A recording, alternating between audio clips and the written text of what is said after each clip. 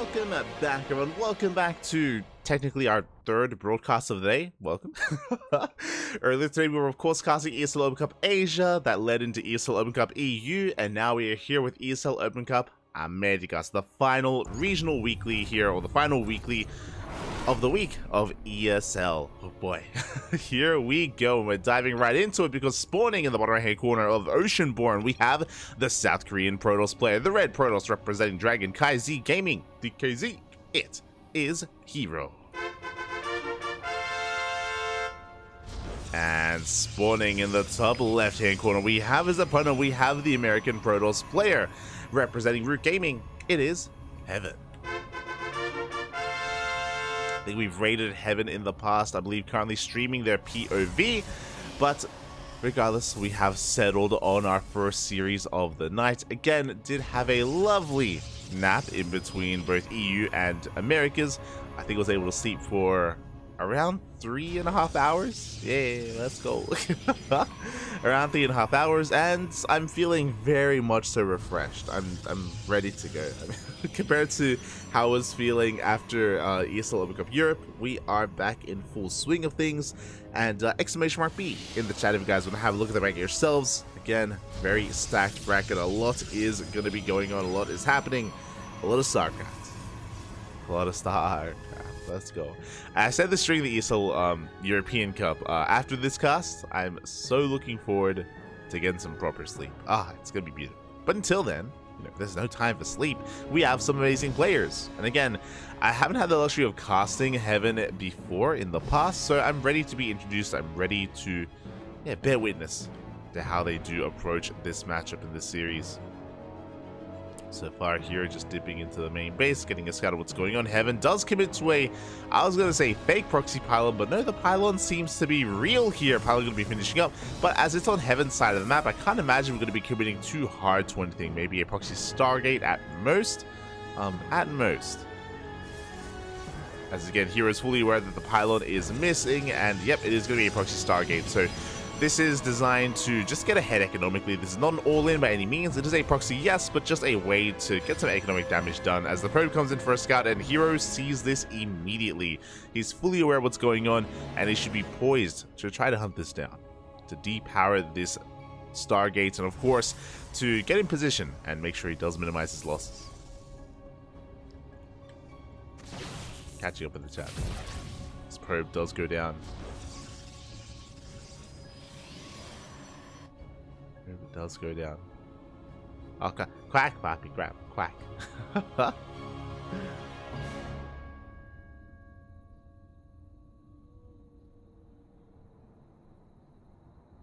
Oh. Yeah, some people in the chat asking, yes, there is a first quacker that can be redeemed in the chat, and it's through channel points, That's how we keep track. As Hero, he has come across this. He will, of course, shut this down. Again, he scouted this well ahead of time and will depower this Stargate.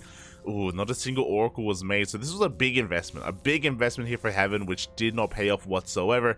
He's still being very active on the map, though. He has a couple of adepts that are going to be shading towards that main base, but we have a full wall off already.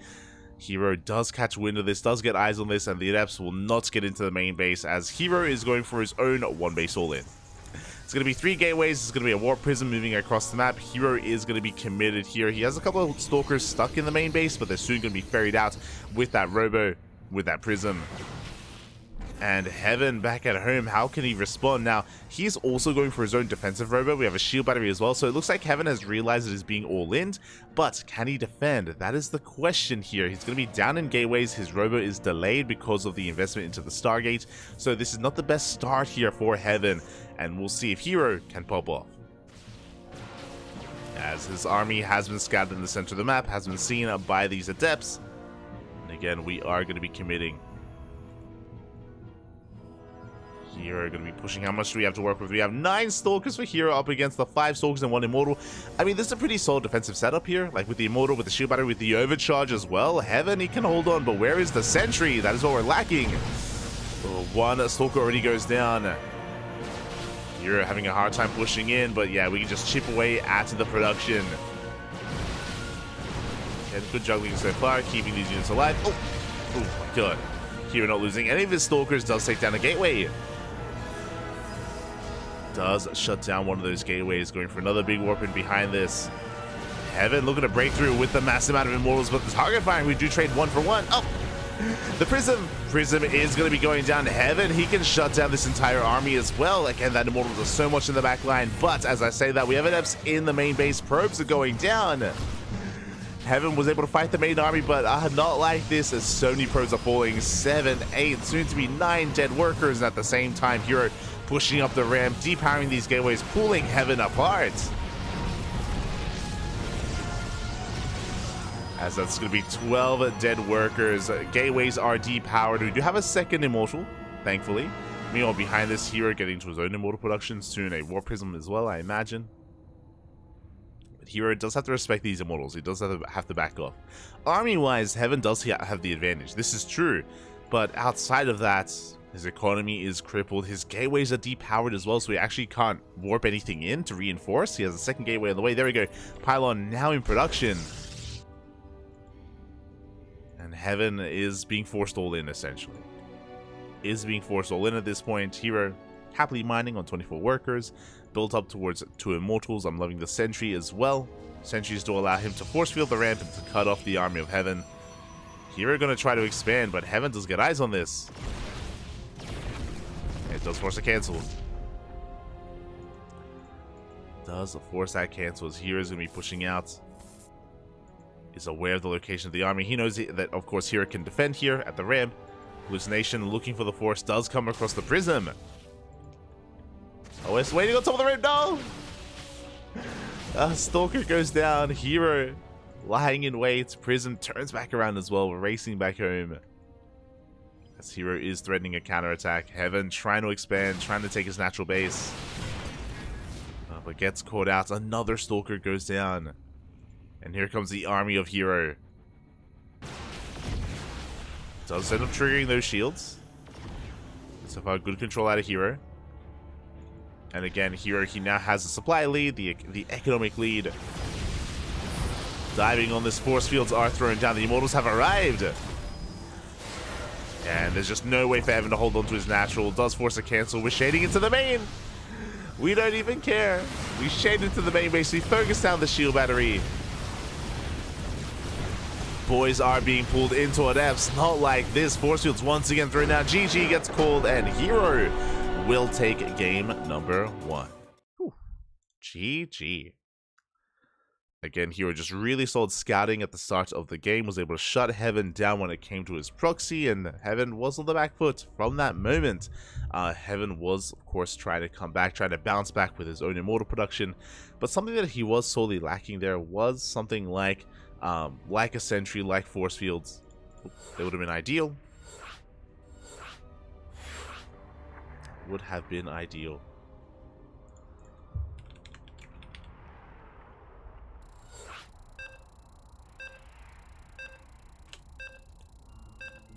As we're getting into game number 2. Getting to that second game here as we are going to be loading in to Hardlet. Another short rush, another small map. Short rush distance by ground. Aggression can be favored here, and I'm expecting aggression between these two players.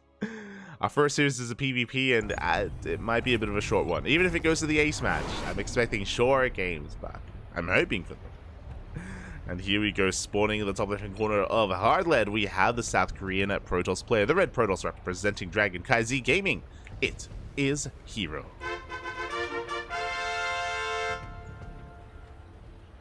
And spawning in the bottom right-hand corner, we have his opponent. We have the green Protoss player representing Root Gaming. Looking to fight back in this series. It is Heaven. In chat, what's with all the old games on YouTube? Why do you post new games? As is being stated,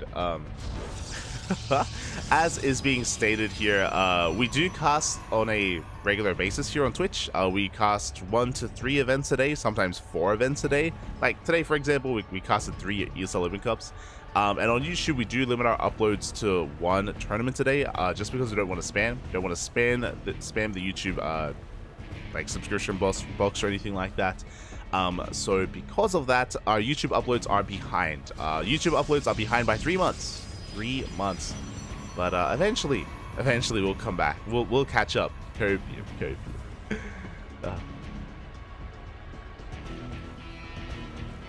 So YouTube we'll get there. We'll get there. I think YouTube is currently in September.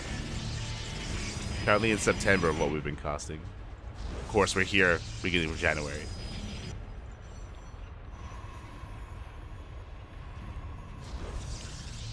But yes, we are also, when it comes to our YouTube channel, we also started live streaming recently, so all of these live stream VODs are also now available on YouTube as well, under a different tab. Is all there if you want some recent stuff on YouTube, all there. As we are co-streaming.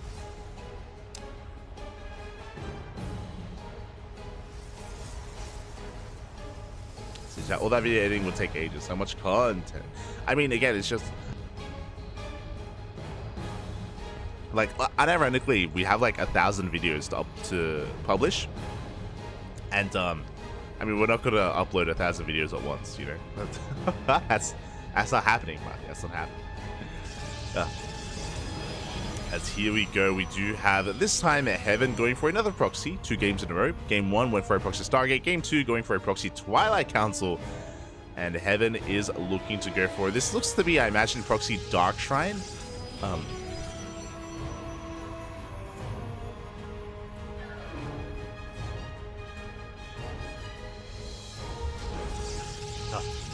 I was imagining the proxy Dark Shrine, but no, we do have the proxy Robo and Gateway as well. Heaven, okay, so it's going to be his turn to start off with a 1-base all-in.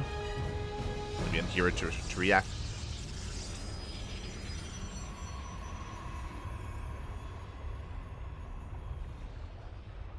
Sorry, I'm just dying. But here we go. Hero likewise, though, going for the same build as the previous game, 3 gates and a Robo. This is going to be Mass Stalkers alongside him.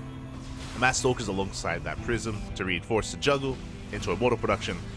And there it is, there's that proxy Dark Shrine. Okay, so bold move here from Heaven. He's going to be rushing into some Dark Templar. This can end the game if there is no detection. But unfortunately for Heaven, we have a Robo. We have access to an Observer. And if Hero can catch wind of what's going on, he will gain access, of course, to that detection. So a bit of a gamble is going to be going on here. Basically, I think the win condition for Heaven is if he can get across the map, if he can warp in some DTs, and if he can... never mind. I was going to say, if we can get on top of this pylon and focus it down, then maybe we should be able, we could win. We could straight up win the game, but Observer is already on the way. Hero is wise to this. Behind this, Heaven just trying to muster up himself here on these 2 bases. Here we go, Dark Templar morphing in, and Hero is pushing. And there's nothing. There's actually just nothing here.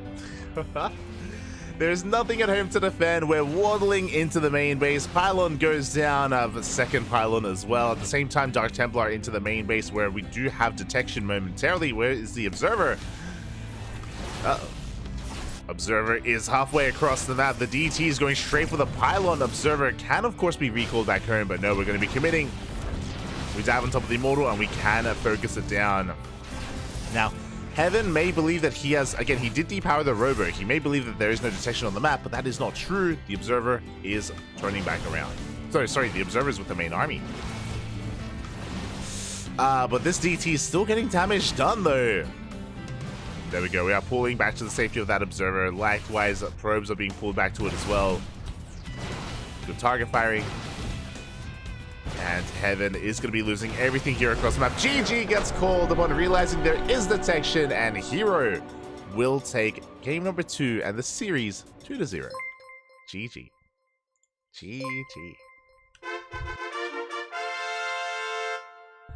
And as we wrap up the series, a big shout to Miguelito Vindicta. God, Bobby God, thank you so much for the raid. Hope you had a great stream. Hope you had a great performance in ESL Open Cup Americas. Hope you're doing well, Bobby. Hope you're doing well. Hope you're, excelling in life and living the dream. Take care. Take care. Much love. Much love to Vindicta. Much love to Miguelito. Thank you. Thank you for the raid. Do appreciate it. Oh, do appreciate it, as that is going to be a... That is going to be a 2-0 win here for Hero. With this, he does advance on into the next round, where he's going to be facing off against his next opponent, either a Korean Protoss or a Chilean Zerg. I'm ready for it. Exclamation mark B in the chat if you guys want to have a look at the bracket yourselves. But we can catch up on what has been going on. Just need to switch this scene over. Bam. There we go. From the top. From the very top here. Again, we have a little bit of time before our next series, so we can go over some of these matches. We have Clem. Clem looking to eventually advance on to face off against Jason and eventually into the quarterfinals. I believe Trigger did just defeat Full Heart. We'll see if we can get some updates here as we refresh. There we go. So Trigger did 2-0 Full Heart. Trigger waiting for Skilless in the next round. A solid PvP is going to be ongoing there. Best of luck to Sal. Best of luck to Upper Tree in that Terran versus Protoss matchup. But again, Clem should be having a pretty easy road to the quarterfinals. Then in the quarterfinals, it's, up in the air. There's potential for upsets from either Skilless or Trigger. Wishing the best of luck. Scrolling down a little bit further, we had Vindicta versus Whosly, and that series may have just ended and concluded. Again, a big shout out to Vindicta, but I think his tournament run did conclude. So I was looking forward to Estrella versus Vindicta. Not gonna lie, I was looking forward to it. Was looking forward to that TVP. Regardless, Estrella is going to be poised to advance on, especially if Vindicta isn't there to stop him. I believe Whosly is a Protoss player, if not mistaken. Is a Protoss player, so we'll see if there is upset potential there. Scrolling down a little bit further here, we have Solar looking to go up against Mixu into Estrella. That's going to be a solid quarterfinal series here. Potentially Estrella versus Solar in those quarterfinals. And as we scroll down a little bit further, we have Kior looking to go up against Jay into Maples into Max Pax or Geralt. So Terran versus Protoss galore here in the center of the map, or in the center of the bracket. And this is our next series. So actually, I was going to start with this. I was going to start with Rescue versus Nightmare. Rescue is a Chilean Zerg player. Nightmare, of course, a Korean Protoss. But we were waiting for Saberlight, and Saberlight did not show up, so there was a bit of a walkover. We had to wait for the walkover to actually register, so we dove onto Hero versus Heaven first. Hero, he's waiting for the winner of Nightmare and Rescue, who I believe is currently mid-series. They are currently duking it out. And at the very bottom of the bracket, we have Dark versus Holden into Rob or Disrespect. Oh, the NA boys are coming out strong, Papi. Let's go. Let's see if anyone can stop Dark. Shout out to Rob, Disrespect, and Holden. Best of luck. Best of luck. As, yeah, from here, we have some waiting to do. We're just going to be chilling here, waiting for Rescue versus Nightmare to wrap up or to open up. Then we'll jump in mid-series, and then we'll be following that into Hero. We'd be following that into potentially Dark or one of these other players in the lower portion of the bracket. So our attention is going to be here in the lower half of the bracket. There are some other language streams going on. I believe Enki, question mark? Rocklets, that's it. Rocklets is going to be hosting Steadfast as well. I'm sure they have their own portions of the bracket. And there we go. Catching up.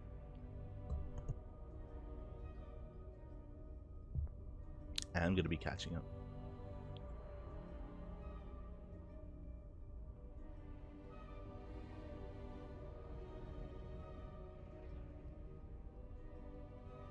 Such a horse. Yes, I do all the I do most of the VOD stuff.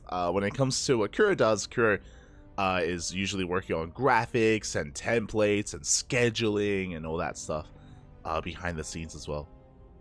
There's a lot of work that goes on behind the scenes. A lot of work.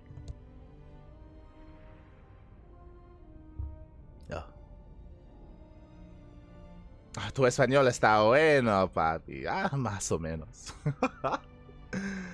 Más o menos, más o menos. Mis padres son de Perú. Perú, papi. Ga.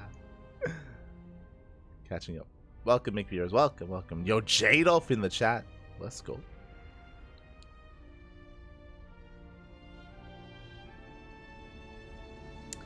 Have you used AI to generate content at all, out of curiosity? Actually, extremely helpful for making average quality bulk content. We have not messed around with that. Maybe one day. Maybe.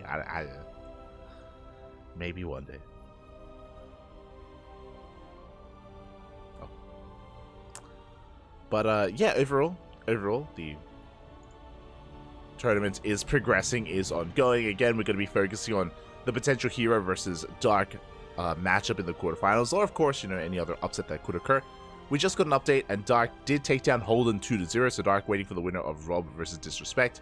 And again, we're going to be waiting for Rescue and Nightmare to wrap up and to follow them in this series.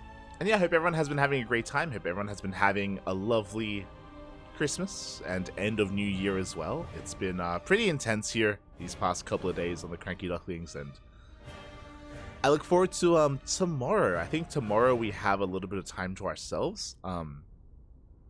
I say that, I think tomorrow we're going to just do a replay cast. We're gonna we may just go over some replays of Home Story Cup to finish off the group stage, which is still going on. And this is also the same week that World Team League returns. World Team League, the playoffs are going to be this weekend. So this weekend is going to be very intense with WTL back to back to back to back to back. I hope Asher's there with me. I'm going to be reaching out to Asher and be like, yeah, but we need a cast again, but we need a cast. And hopefully he helps me out when it comes to WTL, because that's going to be an intense weekend and a lot going on. We also have a New Year's Cup. We have a New Year's Cup on Friday that we're going to have to get involved with. There's KSL, the Korean StarCraft League, of course WTL, Christmas Cup. There's a Christmas Cup on the 7th of January, and on the 8th of January. There's a lot. There's a lot to go over. So yeah, exciting stuff overall. A lot to look forward to. A lot of content, as always on the CranKy Ducklings, as always. But for now, I guess we're going to be going on a short break. We're kind of, again, lying in wait for our next series. So we're going to be going on a short break here. And when we return, we will have some more StarCraft for you. So see you soon. See you soon, Bobby. Ah.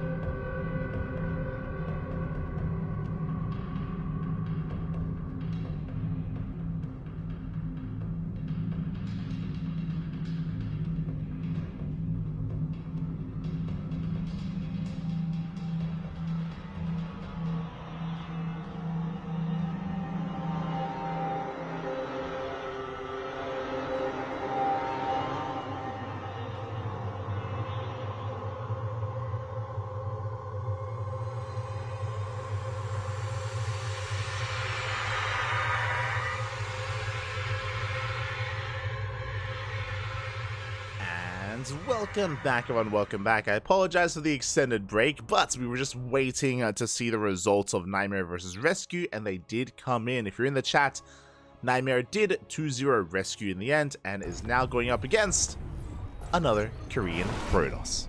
And here we go, spawning in the bottom right-hand corner of Hardlead, we have the South Korean Protoss player, the Red Protoss, representing Dragon Kai Z Gaming. It is Hero. And spawning in the top left-hand corner, we have his opponent. We have the Blue Protoss player, representing Matcher. Oh, god damn it. I have to catch myself. Currently teamless as of less than 24 hours ago. He was let's go from his team. Currently looking for a team. It is Nightmare. Yes, it was announced on Twitter. It was just before, literally hours before ESL Open Cup Asia. I remember because, fun fact, we were actually casting Nightmare. We were casting Nightmare yesterday, last night in ESL Open Cup Asia, and I was introducing him on Matcherino. I mean, he's on Matcherino in-game. But shout out to Kashim did link the tweet in the chat, and yeah, as of less than 24 hours ago, is currently teamless, looking for a team, looking for some support, and again, deservedly so, or deservedly does deserve support, so hopefully he's able to land on his feet and find another team to call home. Meanwhile, as we do get into our next game, a big shout out to Bunkeroony. Unfamiliar, but I hope you had a great stream, hope you had a great ladder session or cast. I think Bunkeroony was a part of actually the ESL part of this tournament, if I'm not mistaken. So yeah, hope you had a great time, hope you had a great stream, and welcome everyone, welcome to our PvP. We're still in the early rounds of the tournament. I believe we're still in the round of 16, but still, big names already hitting each other, big names already facing off, and I am here for it. As we do have a 2-gate opener out of Hero, likewise a 2-gate opener out of Nightmare. We are still waiting for our first 2 units of choice, and there it is. Going to be double Adept here from the Hero, going to be double Stalker from Nightmare, and Hero is going to be doubling down.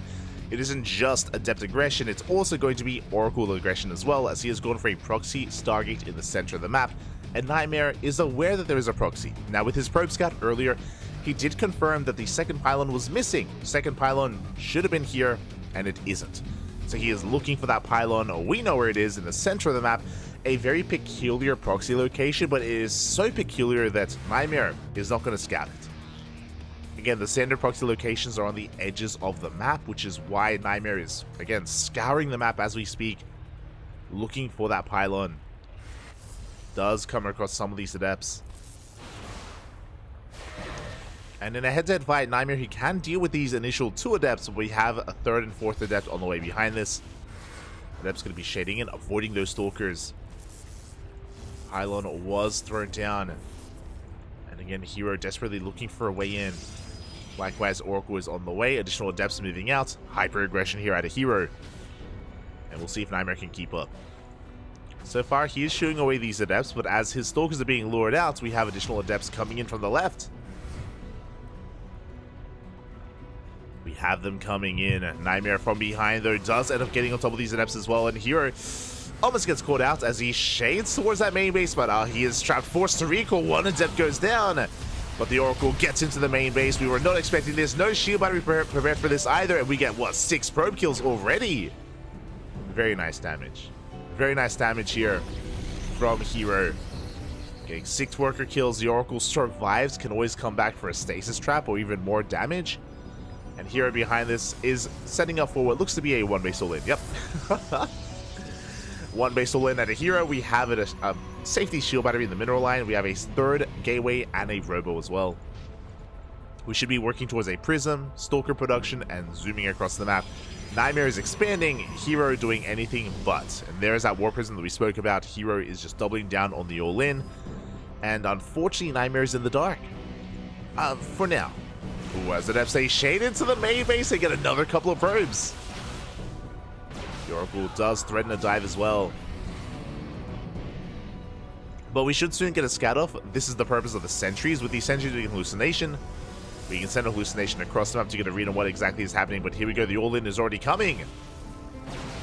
The all-in is already upon us, and Nightmare still in the dark. He does have a shield battery at least, soon to have an overcharge. Hero moving out across the map. The problem here is that Nightmare doesn't know how much danger he's in. Otherwise, he would start, I imagine, another shield battery. Immortal production has commenced. He's got a decent army to work with, don't get me wrong. Looking at the units tab here, we have 8 Stalkers and a 7 of Hero. An Adept is shading in. Hero pushing right through the center. And dive on top of the shield battery. Overcharges small, but the shield battery does go down. Good target firing out of Nightmare. Does focus down that sentry. And the Prism! Big pickup. Oh my god. Hero, he can barely take a fight here, but alas, losing the Prism was huge, and he is going to be forced back. The Immortal has arrived at the same time the Oracle comes in, and we had 6 worker kills. Now we get another 6, 12 in total. Oh my god. With that, Hero, he may not have broken the natural, but he has taken an economic lead. The Bay is on the way, and this is very necessary, because even though Hero is up in workers, Nightmare has 2 Nexi. He can make 2 probes at a time. This worker advantage that Hero has is not good enough. Hero's expanding, he's transitioning. Okay, so it looks like the goal here is to rush into disruptors and take a more defensive stance. Hero was hoping to break his opponent, and honestly, if Hero didn't lose that Prism, if he did keep it alive, if he was able to go for another reinforcing warp into Stalkers, maybe he kills Nightmare. Maybe he kills Nightmare then and there, but alas, was not the case. Nightmare did focus it down, and now the pressure is on Hero. And that is why we're going for Adepts. We're looking for more probe kills. Hero knows that if he's going to recover, if he's going to get into the mid game, we need to do something about the economy of Nightmare. But Stalkers are in position. The Prism does not find a way into the main. We still have that Oracle threatening a dive into the main base as well. Oh. Prism is going to be looking to join it, but is zoned away. Here, Hero rotating over. Does get a couple of Adepts into that main base as well. Threatening a Shade, doesn't commit. So far, really good movement out of Hero, but likewise, really good repositioning from Nightmare. Able to shut all this down. The Prism has arrived. Nightmare, he can be the one that pushes out. Behind this, the first Disruptor has arrived, but Nightmare should be pushing. Okay, instead of pushing, Immortal drop. Going for an Immortal drop across the map. He could maybe even try to catch some of these units. Revelation in the main base. The Prisms do pass by each other. And Hero is getting in position. Did see the Prism. Immortal's going to be coming in, but Hero lying in wait. He does have on top of the Prism. No! Second shot goes off. Prism goes down. We do land some of these Immortals, but with the defender's advantage, yeah, we're going to be losing everything. One Immortal goes down. Big pick off. A massive misstep there from Nightmare. So risky moving out with that Immortal drop, and does lose the Prism and an Immortal. Disruptor is revealed. And Adepts a Shade into the main. We're one-shotting workers once again. 2, 3, 4 probes go down. Should be only 4 though. Oh, a 5th. Not bad. 5 worker kills. There is no blink. Oh my god, we have to be very careful with that Prism. Oh, as Nightmare is sneaking out. No! Sneaks up with the Prism, takes out the Prism and the Disruptor as well. Hero, a little bit of miscontrol there, does not pull that Prism away far enough. And things are getting rowdy. The Oracle comes back in. The Oracle has 14 kills on its own. Ay, ay, ay. But behind this, Hero just rebuilding his army. Both players are hurting in different ways. Nightmare still recovering economically. Hero technically has a superior army, kind of, with Disruptors. I say kind of because Blink is going to finish. And Blink is a big power spike for Nightmare. He's going to have a little more maneuverability with his army. A little more micro control, value, efficiency. But Hero once again moving out with another War Prism drop. Another Disruptor drop here on the right hand side. He's looking for either the army or the mineral line. Oracle dips in. Prism into that mineral line as well. Looks like we get a shot up. Ooh, good connection. 6 probes do go down. Prism is forced back.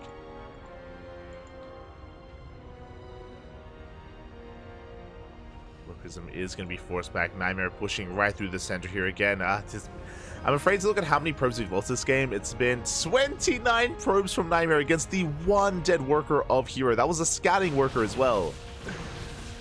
Nightmare, he's just been taking it so much here. His probes have been taking it. The prism goes down. Once again, the disruptor. An expensive loss here for Hero. Oracle tries to go in. Nightmare's going to back off. Hero takes the third. Now, Hero may have been a little bit careless with his Warp Prisms and with his Disruptors, that is true, but taking a bit of a moment here, taking a step back, Hero does have a 10-worker lead, has a faster third. Economically, Hero is looking really secure. Army-wise, though, that's where I have to favor this. I have to favor Nightmare. Nightmare, he's up in army supply. He has a Blink with his Stalkers. He's got 2 Immortals, Sentries, Force Fields. Force Fields are that much more important because Hero doesn't have Blink of his own, so Force Fields will lock his army down. And this push may be the game-winning push of Nightmare. This entire time, Hero, he wants Nightmare to stay at home. Adepts, they do shade into the third base. Probes are going down, but Nightmare doesn't care. Not anymore. Here we go. Nightmare is all in. Pushing towards the third base. Overcharge is popped. That Nexus is taking a lot of hits. But again, the size of the army heavily in favor of Nightmare. Gets on top of the forces over Hero. Gonna be able to focus down the Immortals as well. And Nightmare, he's busting through. Gets the first Immortal, gets the second Immortal as well. Overcharge has run out again. Nightmare, he's losing a lot of probes back at home. But again, it doesn't matter. He doesn't even care. Not anymore. He has broken the third base, broken the army. Blink has completed for Hero. We're now evening up those upgrades. But the Immortals does make the biggest of differences here. They just do so much damage to Stalkers.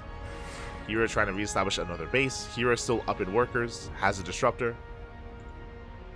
Now, this Disruptor has a lot of potential, that is true, but I mean, you know, we have Blinks, we have the Stalker advantage, the Stalker lead. Nightmare, he can take a Nova to the face, and I think he still will have enough. Oh my god, Nova will connect!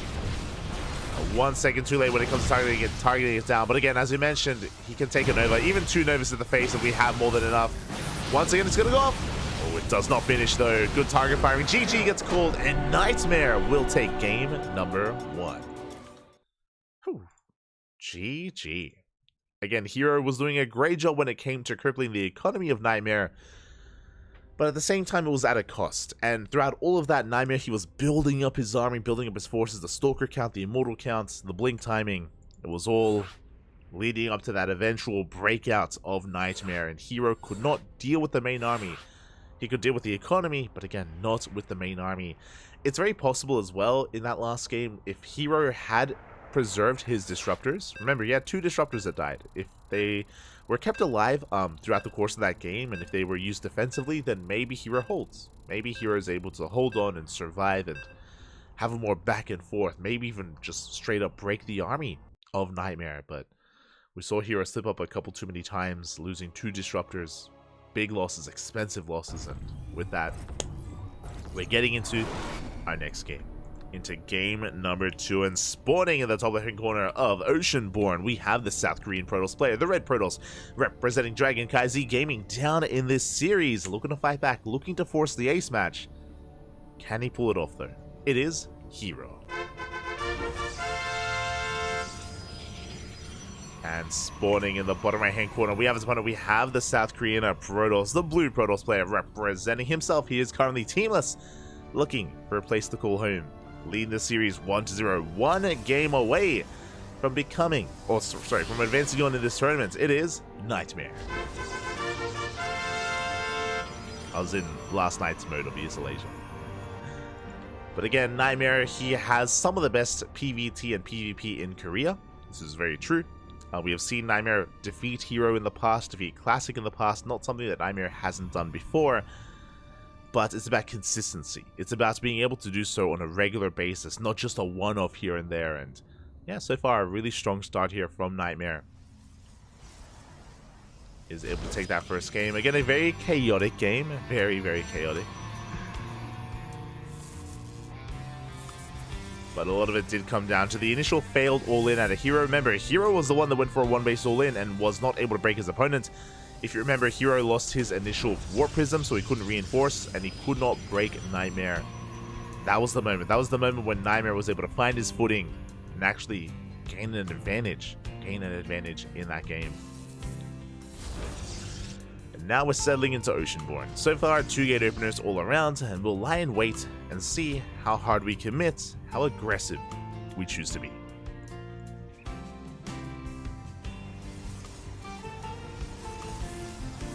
I am here for it.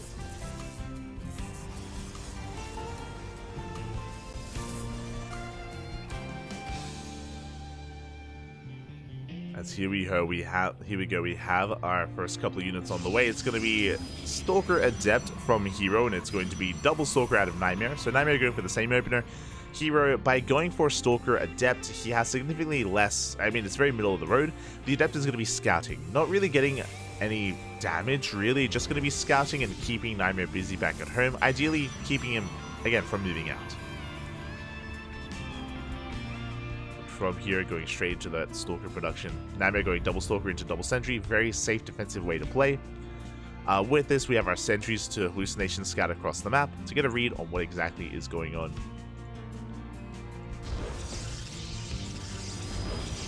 As the natural has been taken.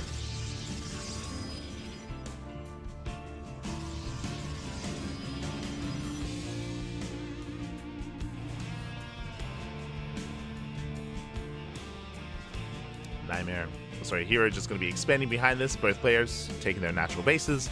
Both players just having a bit of, just calming down a little bit here in game 2. Calming things down.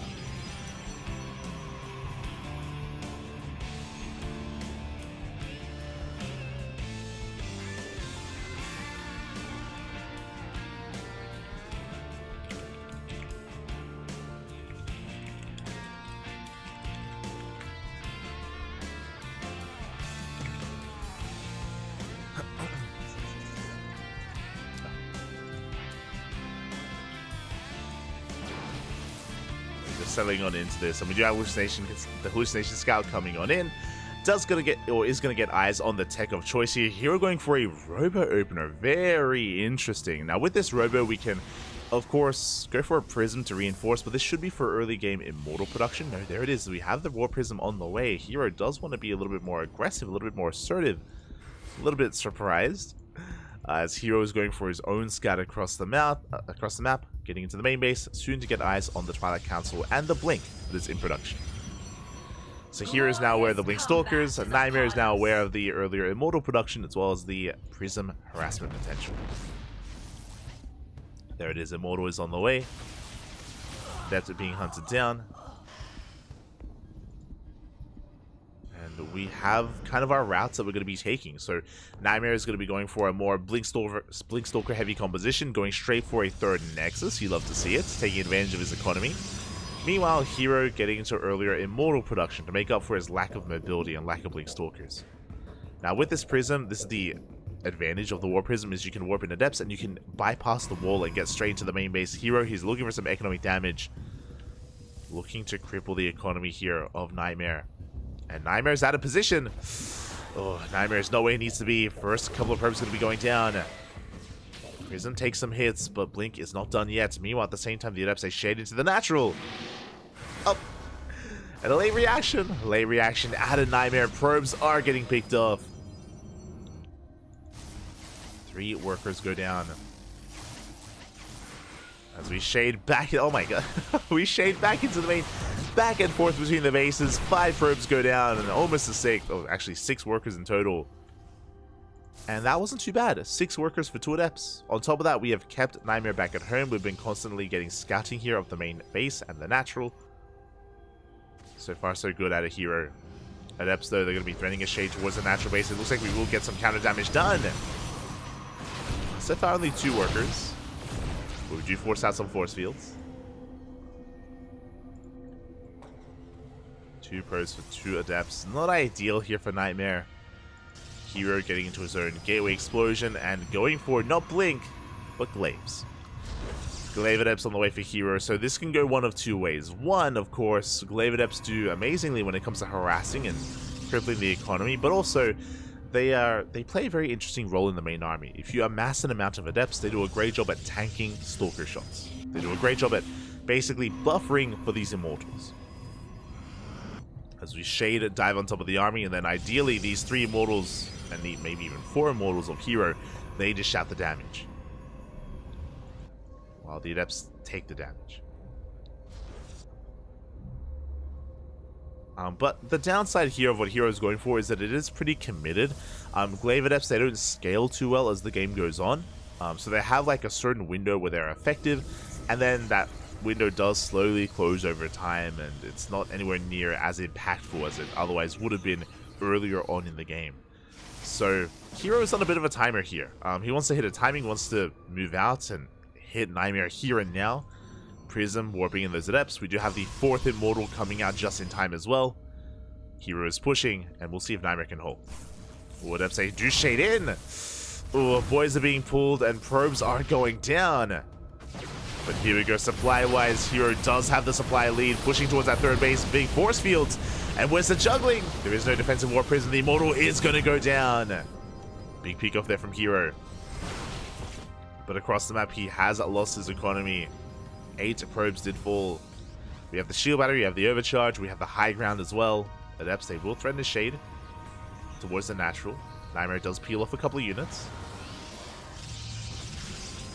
Blink is done for Nightmare as well. Does blink back, does force the overcharge with the immortal. The immortal does get stuck.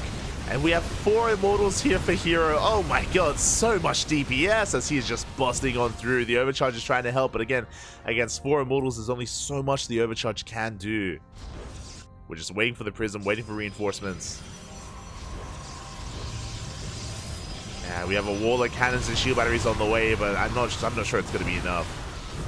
There's just far too much DPS here. Far too many immortals. As Nightmare, he's being forced further and further back. The boys are being pulled into Glaive Adepts, by the way.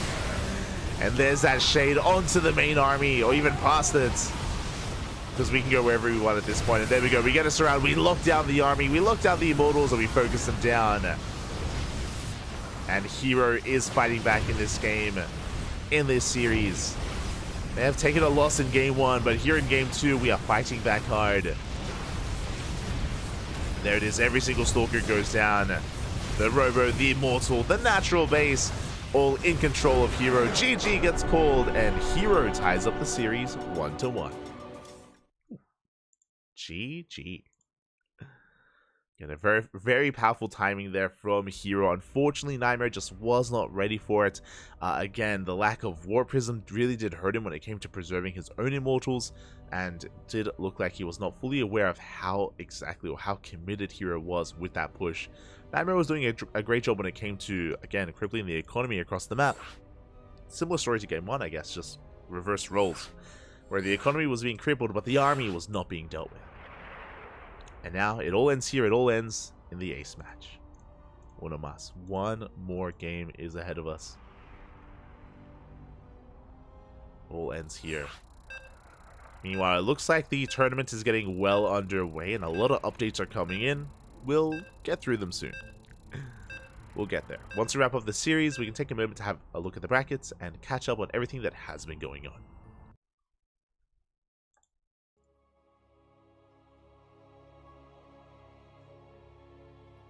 Hello, Jeff Bezos in the chat. Hello, hello. Hello, Flopper Dog. It's an interesting visual image for that. As here we go, we're getting into the ace match. Game 3 between these two Korean Protosses. And in the top left-hand corner, we have the South Korean red Protoss player representing CranKy Gaming. DKZ, it is Hero. And spawning in the bottom right hand corner, we have his opponent. We have the blue Protoss player, the South Korean Protoss. Representing himself, he is currently teamless, did recently leave Matcherino looking for a team deserving to be on the team. It is Nightmare. He is at times overlooked and overshadowed by some of these other big Korean Protosses like Hero, like Classic, like Creator even. But Nightmare is still amongst them. Still one of the best. and looking to prove that. Already forcing Hero to the ace match, already a good start, but can he close it out here? This could still go either way. Hero coming in with a probe scout. Both players going for 2 gate openers as we load into Golden Aura. Golden Aura has a very short rushes to spike round, can lead to some very aggressive games.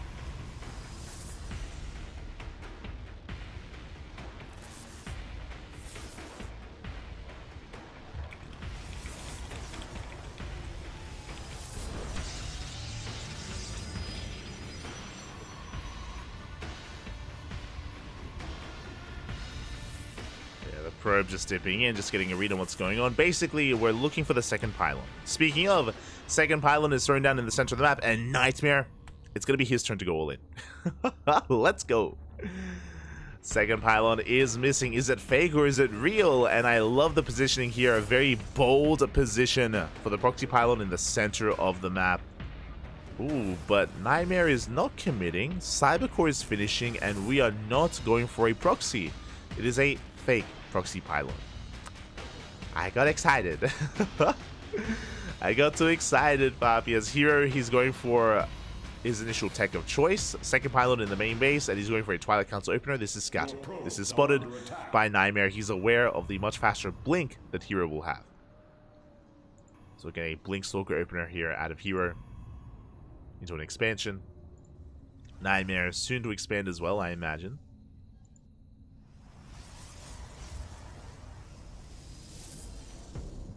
Yeah, sentries are on the way.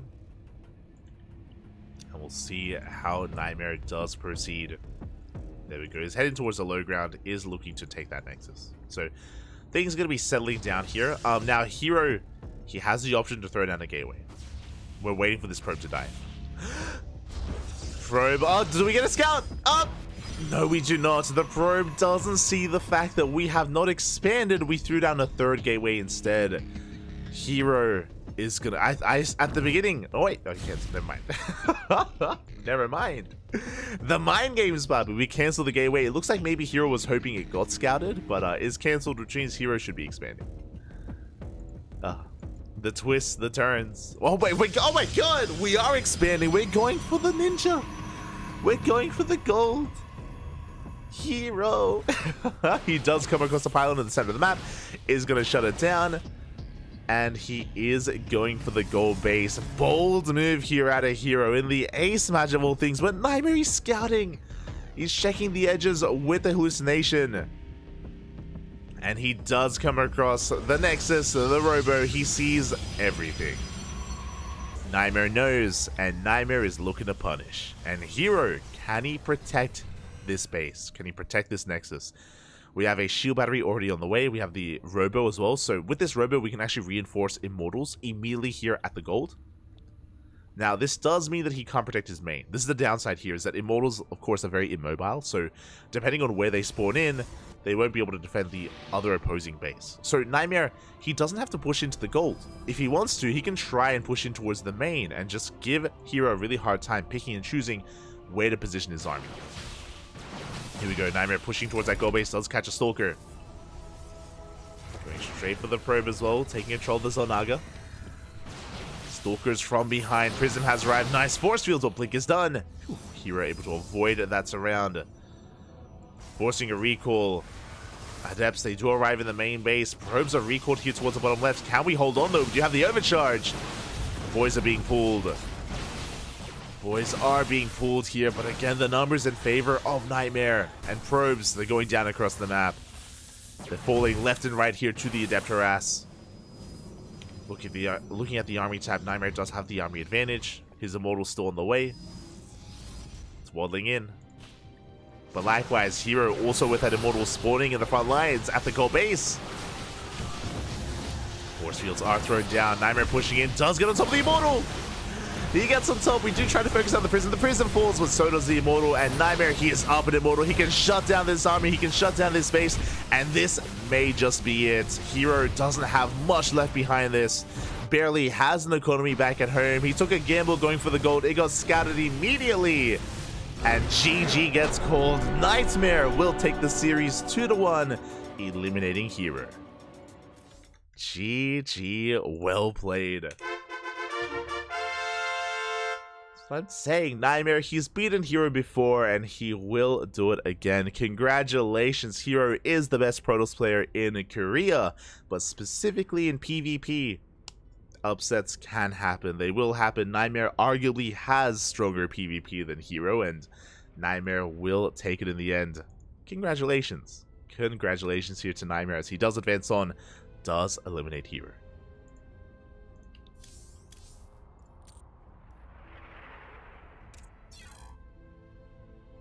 Does eliminate Hero in the end. Just barely. Went all the way to the ace match, but congratulations.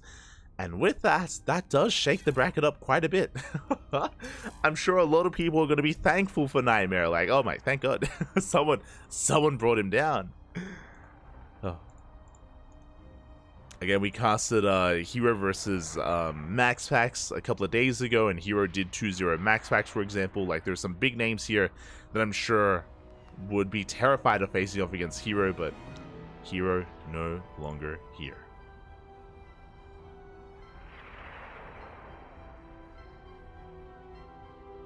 No longer as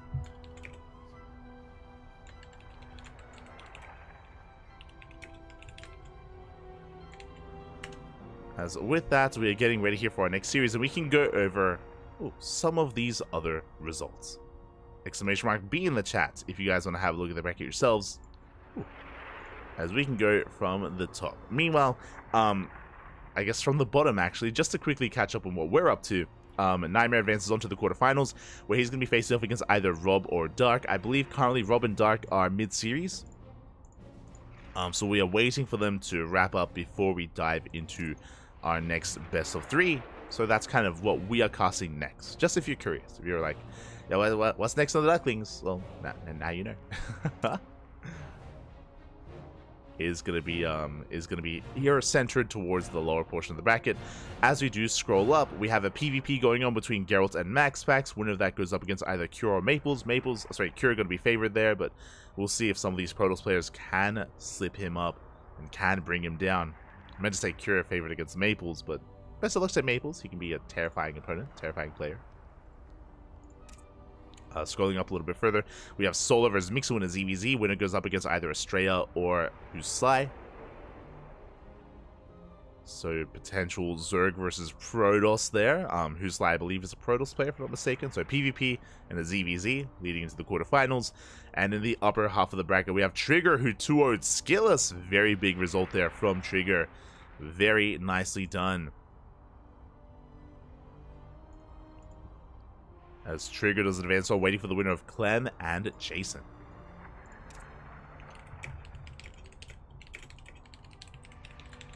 And we just had a result coming in.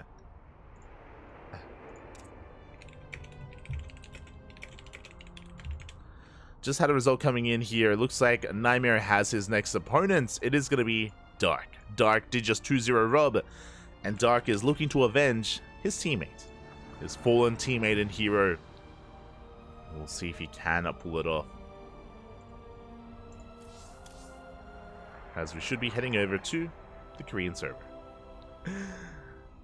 Oh boy. But again, we're kind of nearing the, or we're wrapping up a big part of this tournament already, getting into the quarterfinals soon. All the quarterfinals matches will be upon us. We're already in our first one here of the night, here towards the bottom half of the bracket. And this leads into potentially Max Pax, Geralt, Cure, or Maples. Let's go. Let us go.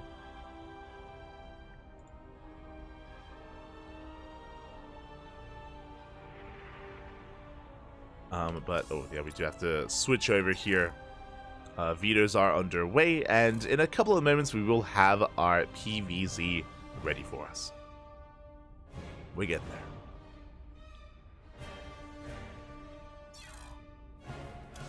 It's always a pain switching between servers. Hopefully we don't get left behind.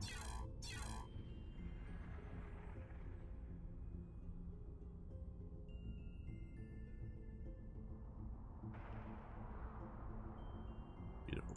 So we're going to be going on a short break. Going to be going on a very short break. When we return, Vitos will be done, and we will have our next series, Dark vs. Nightmare. See you soon. Take this moment to stretch your roaches, hydrate your hydras, massage your marines, cuddle your colossus, tuck in your tempest, and we'll be back with our Zerg vs. Protoss. See you soon.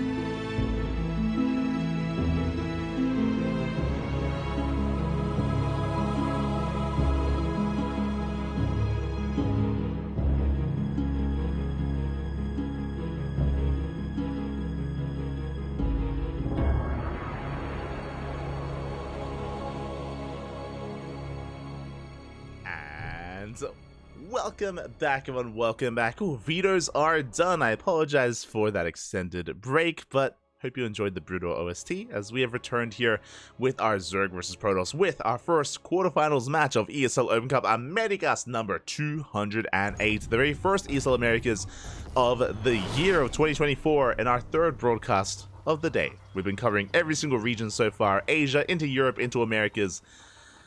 It's been a long day. Has been a long day, Poppy, a long day, but we're here to reach its end. And oh my god, spawning in the bottom left-hand corner of Alkyone, we have our South Korean Zerg player, the Red Zerg representing CranKy Z Gaming. It is Dark. And spawning in the top right-hand corner, we have his opponent. We have the South Korean Protoss player representing himself. Currently looking for a team, a place to call home. He just took down Hero. It is Nightmare.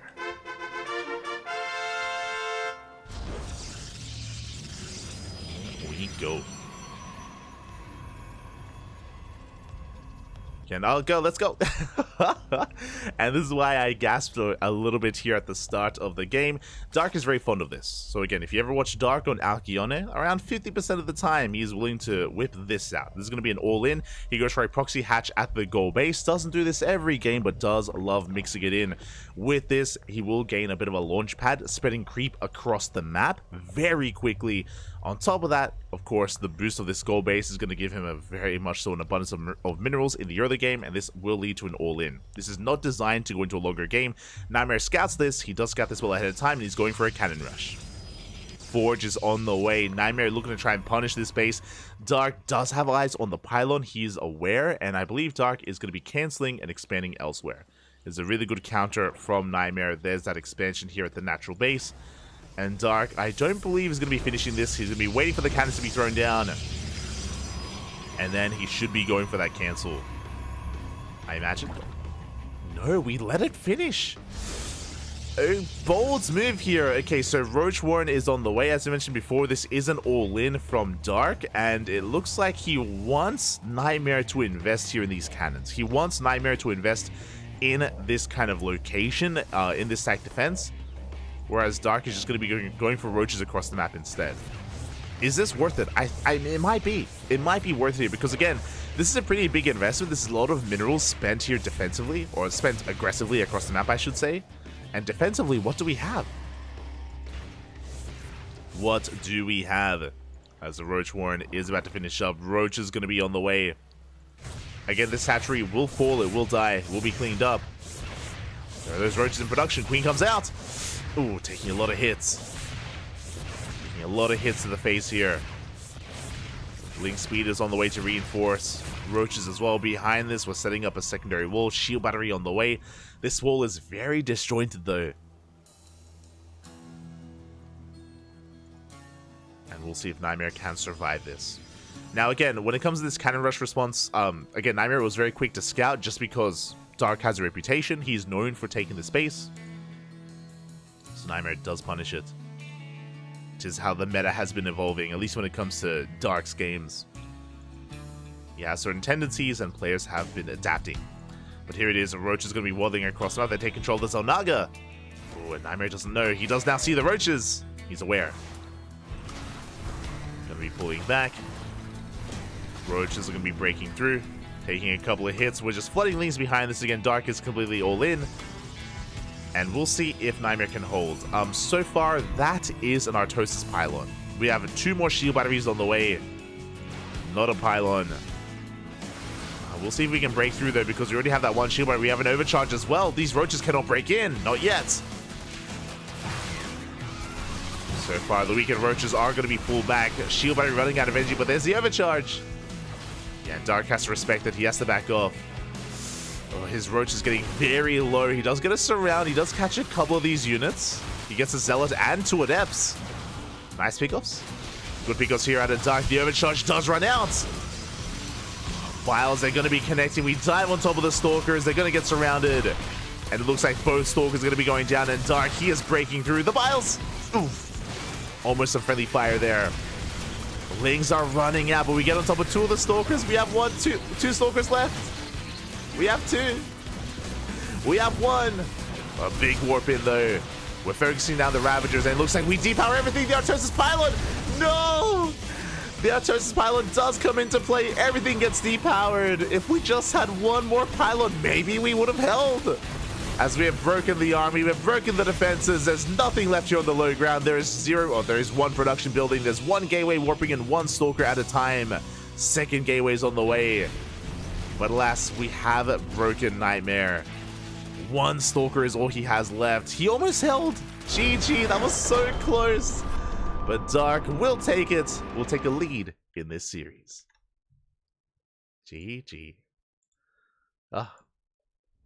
Again, initially, Nightmare, he was doing a great job focus firing the Ravagers, cleaning up the Lings, avoiding the Biles as well. He was taking it seriously with 3 shield batteries, but at the beginning, I did point out that there was no Artosis pylon there, and unfortunately, a backup pylon was not thrown down. There were 2 more shield batteries with energy available to help support. Not just that, it's not just about the shield batteries being powered, it's also about the gateways to warp in, to be able to reinforce and actually have a standing army, and losing all those gateways as well on the front door did impact that, and Dark was able to snowball out of control, was able to break through. GG. GG, well played. Whew. And with that, we have a lead for our Zerg player.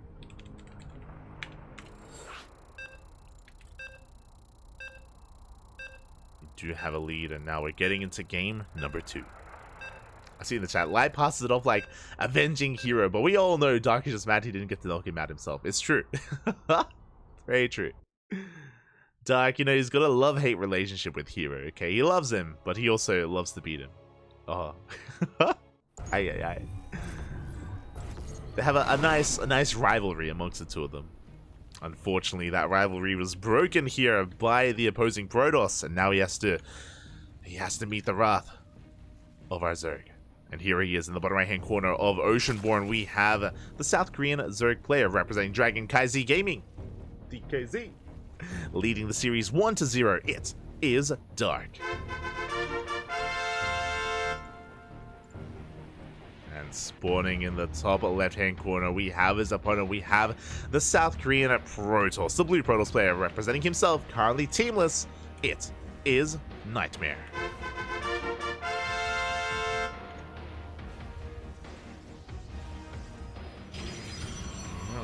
Go. And Dark moving out with his drone. Something that Dark is also very much so known for, has a reputation for in the ZVP matchup, is proxy hatches. He's very fond of proxy hatches. No early pull, bear that in mind. So it looks like he's going for a hatch opener. So double hatch before gas, before pull. As the drone does get across the map, is going to be waiting a little bit here before going in, before revealing itself. Probe moving down to the low ground, and can we get the hatchery up and running? Up! Up! Oh, we barely do. Hatchery is thrown down, and again, this is not for aggression. This is not for an all-in. There's no early gas, there's no early pull. We can't make lings or queens or anything. It is just to disrupt the opener of Nightmare. It's basically forcing out a zealot, forcing out a second zealot, forcing out workers to attack and off the mineral line. They're not mining, they're not being efficient. So again, it's just making the Protoss player as uncomfortable as possible here in the early game. It is Dark's answer to all these hatch blocks after so long. He's like, how do you feel? How do you like it? Being forced to delay the expansion. Now from here, we should be cancelling the hatchery and dipping into the main, looking to maybe even gas steal. That is another thing that Dark does love doing with this, if given the opportunity. As the drone does dip in, you can see immediately there, hold positioning that probe, and does get his gas geyser. Nightmare making sure he doesn't get gas stolen, doesn't get delayed. Expansion's on the way. Behind this, Dark now getting to his gases and his spawning pool. Now, because his gas is so late, usually this will lead into delayed link speed, but no, there we go. Link speed is on the way. We're not skipping it, and we are pulling out of gas immediately with that 100 gas. So Dark is just establishing himself. The drone does go down. Dark will not get eyes on the tech. So if the Adept didn't chase down this drone, then the drone would be able to live long enough to see whether it's a Twilight Council or a Stargate, and it is going to be a Stargate opener. Stargate opener here out of Nightmare. Dark behind this, getting into his own 2-base setup.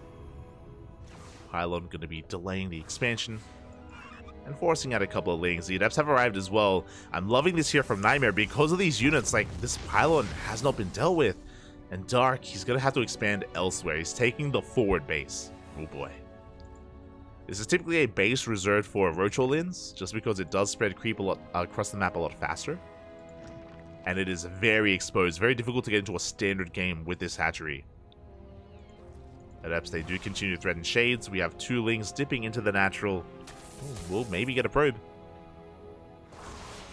Could be dancing with the units. Adept does arrive, and we're going to be getting in, getting a full scout, getting eyes on the Oracle. Speaking of Adepts, Zealots wreaking havoc, they are being cleaned up by these speedlings. Oracle has been spotted. Dark is getting in position. Queens are on the way. No spores yet. He's going to try and defend with purely queens. There it is. Spore on the way in the main.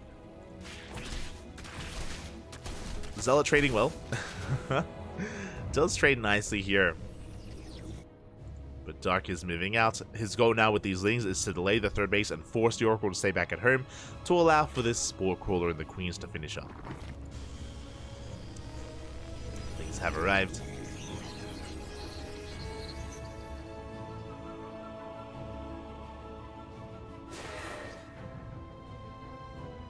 Things going to be threatening the space. Nexus now going to be thrown down. Oh, and Nightmare is pushing.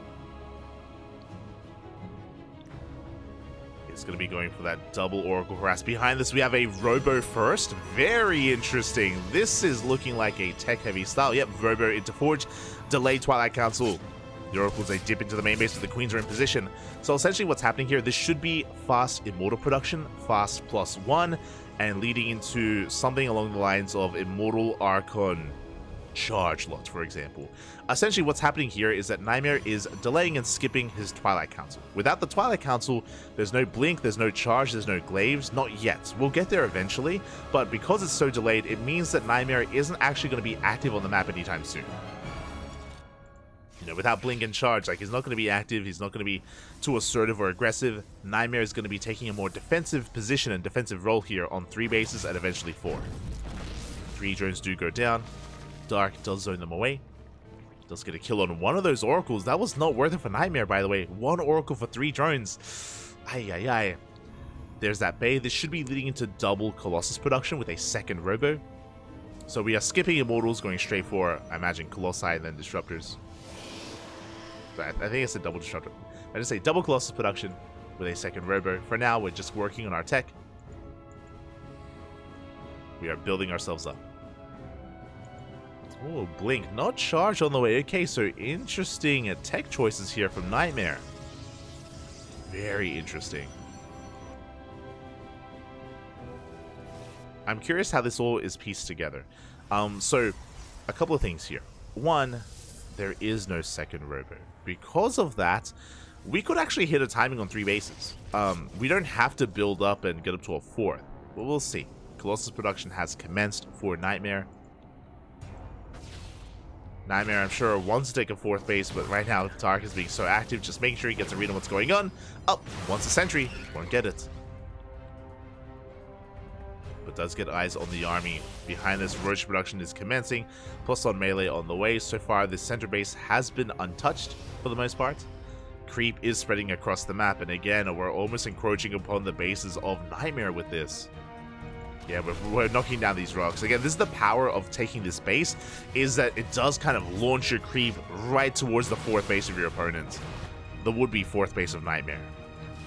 So just a very terrifying position. The Colossus has been spotted. First Colossus has been scouted, and we're droning. We are droning up. I'm really curious to see if Dark is going to commit to try to break this location, or if he drones up and gets a 5th base instead. But now he is knocking down these rocks, and there it is. We're taking. So we have the Evo Chamber, second Evo Chamber, Infestation Bit. This is going to be for Hive Tech, for Vipers. Dark is going to be a little bit assertive, that is true. He's checking for a 4th, doesn't see one, which is a little bit suspect. Doesn't see a 4th base. We're getting to Phoenixes? What? Question mark? Okay. We are getting into our second Colossi Phoenix production. Now the 4th base is going to be on the way. But Dark has recognized what's happening. And he's just knocking down rocks. He's droning up. There's that hive that we mentioned earlier. So basically, once Dark realized that we were taking up into Colossi and that we were working on a 4th base, Dark realized, you're not pushing anytime soon. You're not going to be assertive. You're not going to attack into me. That's not going to happen. So let's tech up. Let's tech up, take a 5th base, drone up to 80 workers, and rush into not just Viper tech, but potentially Hydra Lurker Viper. Now, there's no Hydrogen yet, which is throwing me off a little bit. I would have expected a Hydrogen by now. Instead, just gonna gain access to Vipers, which is still good enough anyway. Like Vipers, they can abduct and yoink Colossi and Disruptors. How do we answer Viper is usually High Templar or positional based play, feedbacks, Blink Stalkers. Temple Archives is in production here for Nightmare. Now there's the second Robo. It's taken a while to get into this, but a big reason why a lot of this tech is delayed is because of the delayed 4th. We just haven't had the economy to sustain all this tech. Nightmare has been honestly behind for quite some time just because of how late this 4th is. Meanwhile, Dark is maxed. Dark is maxed out. He's at 80 workers. He's got a solid economy, solid production, knocking down more rocks, and eventually going to be pushing. And I was curious, I mentioned before, I was like, where's the Hydrogen? We should have seen one by now. Now we know why there wasn't a Hydrogen. Ultra Cavern on the way instead, to make use of the melee upgrades. We already have +2 melee, soon to be +3, Adrenal on the way. These Ultras, they're going to be pretty well upgraded. So a bit of an alternate tech path here when we've reached Hive Tech. Just because we don't really have the best range upgrades, Ultras do make the most sense. So Dark is going to be looking for a fight. And once the fight does conclude, even if Dark doesn't kill his opponent, he's going to be trading out Ling Bane. and roaches. And as he trades out his army, he will replace it with ultras. Just getting ready for that moment. There it is. We have +1 carapace. Sorry, we have Kindness Plating on the way. We have +3 melee in production as well. But Dark needs to start trading here because Nightmare is maxing out. Nightmare is maxing out, so getting a pretty robust army. We mentioned before that, again, his goal here was to turtle. We spoke about how his goal was to just turtle up on 3 and then 4 bases and max out, and Nightmare is accomplishing that. In a way, yes, Dark is taking advantage of how passive Nightmare is by taking up into Hive Tech and Ultras. That is true, but Ultras are usually not ideal when it comes to pushing into these entrenched positions. Ultras are ideal out in the center of the map. If Nightmare pushes, then like Ultra surrounds are ideal. They can come in from every angle, they can swallow up the army. But pushing into these defensive lines, less so. And now here's our Skytoss transition. So Nightmare, he has successfully gone up to 4 base economy, which means he can sustain Skytoss. Fleet Beacons on the way, +1 air attack, 2 more Stargates. That should all be on the horizon for Nightmare. And this army from Dark is very subpar. We need a trade. We do need to trade. And I mean, I say subpar, it's soon to be subpar. We're not there yet. Like, Nightmare hasn't reached his late game. Oh, that was a kill, not a cancel in the hatchery. Ay, ay, ay. He hasn't reached his final form, but we're getting there. A couple of roaches are getting caught out. Nova goes off. You can see Dark trying to collapse on this army. He wants those disruptors. Where's the War Prism? Prism is not here. 1, 2, almost 3 disruptors go down. Safe Strap's going to be going off here, but Dark, he pulls the trigger. He collapses on this army, but he will not break through. He takes out all the disruptors, but he cannot fight this army head on. And he will have to back off. And now Nightmare has momentum, and now Nightmare should counterattack. Now Dark is remaxing with Ultras and Lings, but this army is just a death ball of an army. Nightmare, he has reached critical mass of ground toss. Lings are coming in for a surround, though. We're trying to get on top of the High Templar. We do have 2 storms.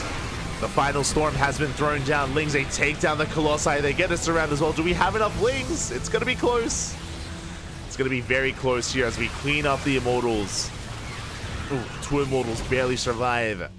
But this was a costly trade from Nightmare, and Dark is remaxing with more Ultras and more Lings. And Nightmare is running out of army. He lost all of his Colossi, lost his Disruptors. That's going to be another kill. It's a kill on that hatchery, but here we go for another surround. Here comes the 3rd wave of reinforcements from Dark. Good target firing on the Immortal. Sorry, on the Ultra even. The Immortal's going to be going down. We get on top of the Stalkers, and it looks like Dark cleans up this army. This is what he needed. This is the power of Ling Roach Ravager, is that you fight, remax, fight again. And this was the 3rd remax of Dark. Now, we can't really threaten the main bases. As we mentioned before, the power of Dark's army is to fight out in the open, out on the map. But when it comes to pushing into these like defensive positions, we can't really pull that off. Yeah, you can see Dark is being forced and being fended off time and time again. But here we go. Bailings have morphed in. We're going for the mineral line. The Bailings, they roll into the mineral line. Stalkers are in position. They do wall off just in time, but the Lings and Ultras are breaking through. They get into the mineral line, and we will shut down the economy of Nightmare. 25, 28, 29 probes go down. And the base has been broken. Again, the Robo army wasn't rebuilt. We're getting into carriers, and carriers are good. That's a lot of carriers, to be fair. But we have Corruptors on the way. Corruptors are in production for Dark.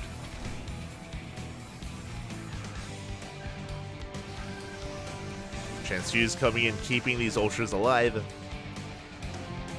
And Nightmare is all in. At this point, Nightmare, upon losing the 4th base, this is something that you cannot afford to lose here in this position. Nightmare doesn't really have an economy to sustain himself.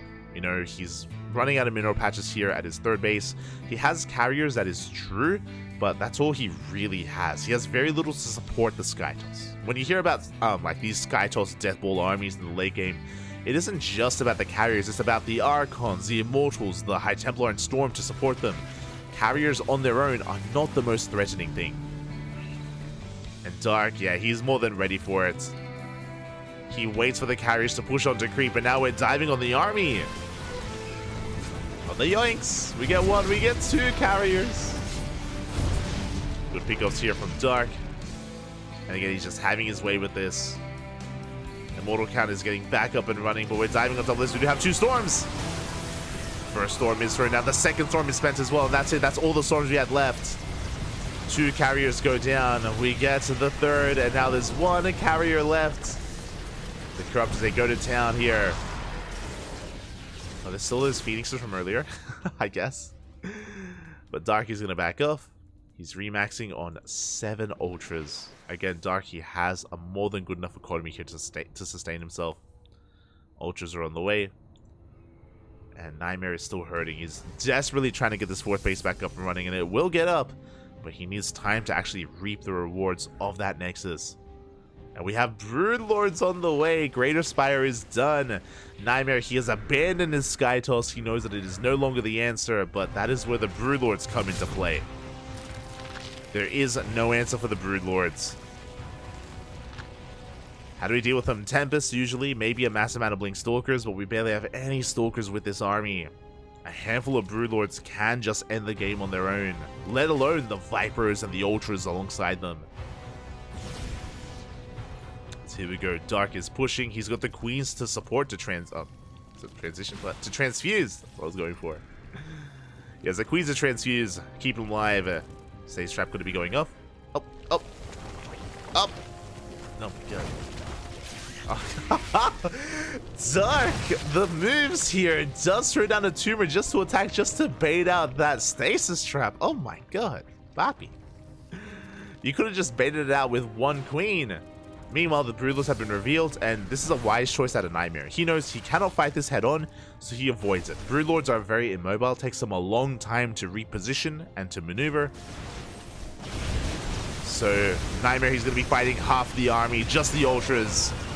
Ling Bane rolling in. The Ultras are going to be going down, but they clean up most of the army anyway, even without the Broodlords. The Broodlords, they arrive just in time to clean up, just in time to chase down 3 Stalkers. Phoenix is going to be going down one after the other, and Dark is looking to take this series again. He's angry, but he wanted to face off against Hero. He wanted Hero all to himself, but he was denied it. He was deprived it. Where is his hero? Oh, the Burrow. Keeping the Queens alive. So much creep here as well. As Dark denies that center base, Tempests have arrived, but we have Corruptors. We have +1 air attack Corruptors. We focus on one of the Tempests already. At the same time, the Ling Ultra comes in from the right-hand side. We take down this Nexus for a second time. And every single worker. GG gets called, and Dark will take the series 2-0, advancing on to the semifinals. GG. GG, well played. Congratulations here to Dark for taking it 2-0. There was a pretty good moment here for Nightmare, if you remember, where he was able to absorb the first attack of Dark and then go for a counterattack, but it took him too long. Time was working against him. In the time that it took Nightmare to counterattack after winning a fight, Dark remaxed twice. Remaxed and engaged twice there. Nightmare just wasn't able to capitalize, was forced back, and his Skytoss transition was just a bit of an awkward one there just because he had lost so much in the process. Lost his 4th base. GG, well played. And with that, Dark does advance on. Nightmare has been eliminated. But I hope Nightmare doesn't feel too bad about his loss here because, hey, he took down Hero. Big win. A big win for Nightmare taking down Hero. Didn't take down Dark, but again, still a good result nonetheless. As we do settle into our next series, as we refresh the bracket and try to figure out where we are and where we're headed. Where are we going?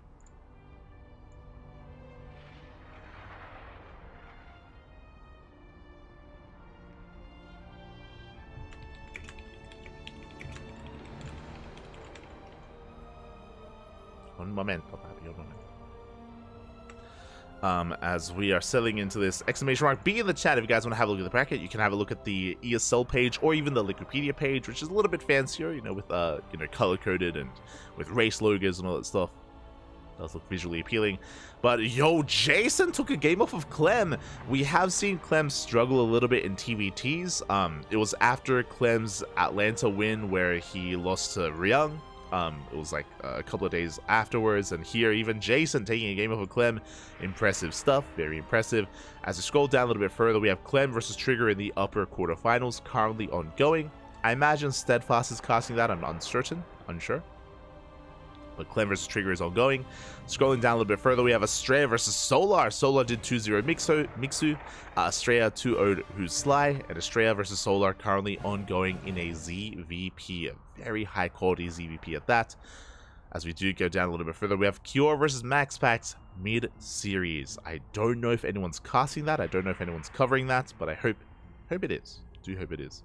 As they are currently facing off in a best of 3. And we, of course, have Dark, who is waiting in the semis. So Dark is the first to advance on to the semifinals, and he's waiting for the winner of Cure and MaxPax. I do see that Trigger and Clem are out of game. They might have just finished. I might be able to jump into Trigger versus Clem, but what I will say is that we should be focusing on... We usually like to focus on our players. I don't really enjoy jumping around. Like, even if like Estrella versus Solar became available, as juicy as that is, I usually try to just, you know, kind of stick with the narrative and follow players throughout the broadcast, throughout the tournament, and have a little bit more construction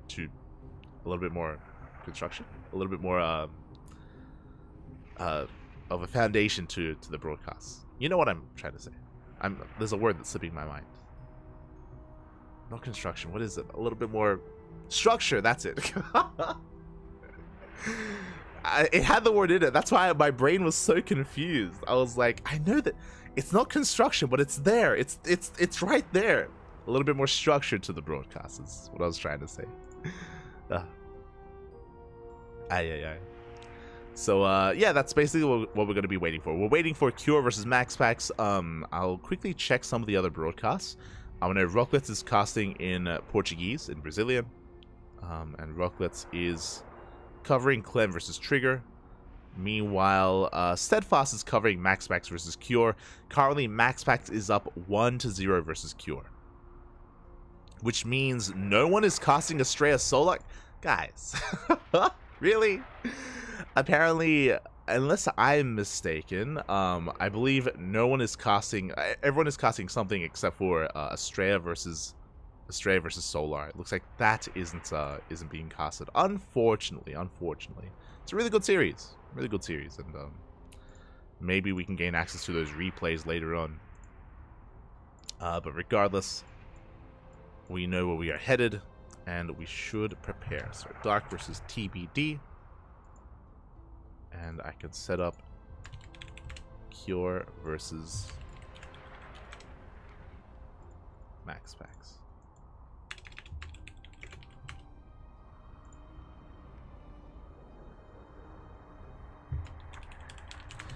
Here we go. So we are going to be going on a short break, essentially. We're going to be going on a short break. We're waiting for Cure and MaxPax to wrap up, and then we'll be following them into Dark, or we'll be jumping into the ace match. I mentioned before that MaxPax is currently leading the series against Cure, but if Cure wins game 2, then we could get an ace match. We could dive into game number 3 and dive into that Terran versus Protoss.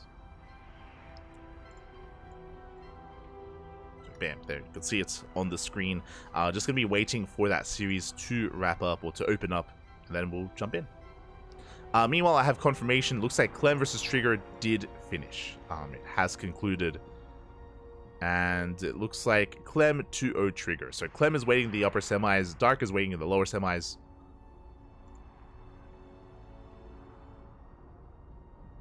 Dark is waiting in those lower semifinals. And we're just waiting for some of these other matches to wrap up. So we're going to be going on a short break. When we return, we will have some more StarCraft for you. We'll have some more StarCraft. I promise. See you soon. Take this moment, hydrate your Hydra, stretch your roaches, massage your Marines, get some snacks. We'll see you momentarily.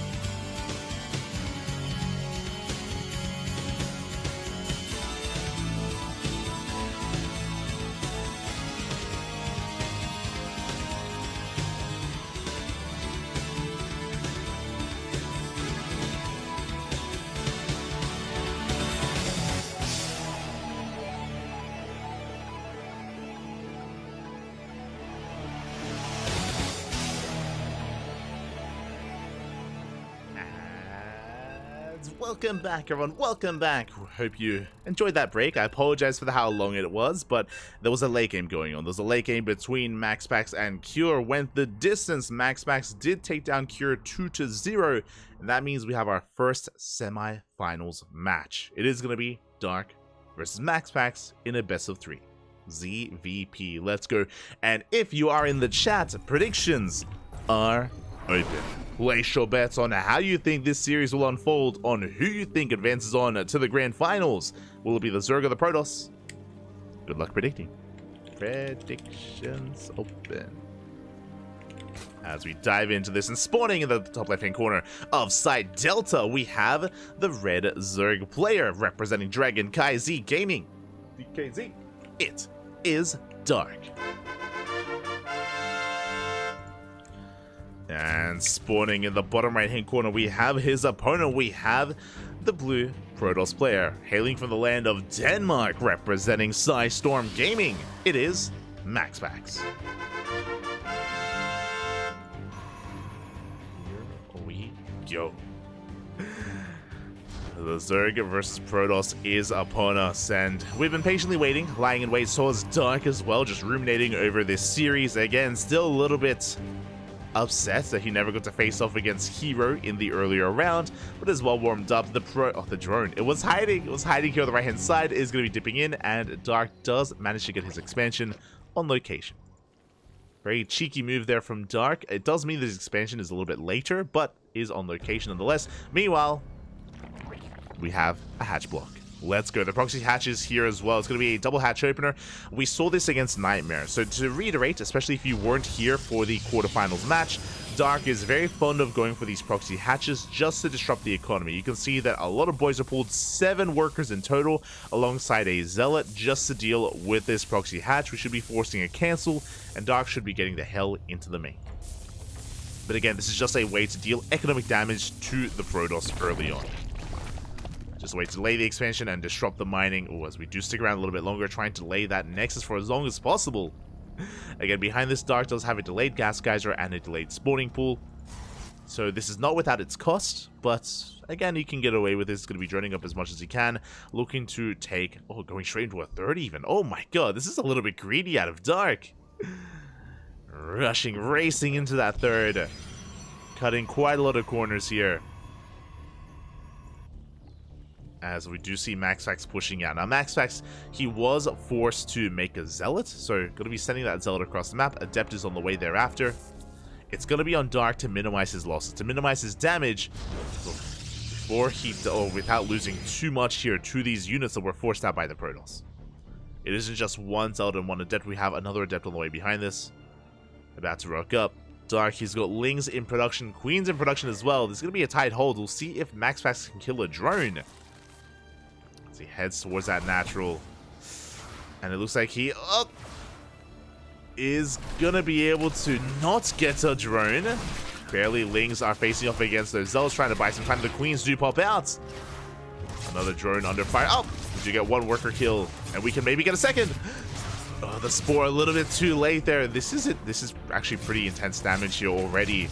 2 workers going down this early on. Good damage here from MaxPax, and he's not done. We have a second Adept as well. 2 Adepts do one-shot drones, and we'll see if we can pick off any more workers. Now we do have a decent amount of Lings available. We have our Queens that are amassing. Dark is in a much more secure position behind this Stargate opener, not into an Oracle. Stargate into a Void Ray from MaxPax. Okay, what do you have in store for us? So the power behind this opener is that this Void Ray is going to shut down this Overlord, and then behind this we can go in any direction we can. Meanwhile, we do have the Adepts getting into the main. 3 drones going to be going down. Oh my god. Can we get a 4th? We can. 4 dead workers here. Dark losing a little bit too much. He's down to 22 drones, and he has to recover. He has a lot of recovering to do, actually. MaxPax sitting pretty here on a solid worker count. Now, the drone did confirm the Void Ray first, so we are aware of at least that. It's going to be Void Ray into Oracle. What's important is that this should be leading into a 3rd base, but after this, this can go into double Stargate, this can go into Glaive Adepts, and there it is. We have a Twilight Council before Nexus. Very aggressive follow-up here. This screams Glaive Adepts out of MaxPax.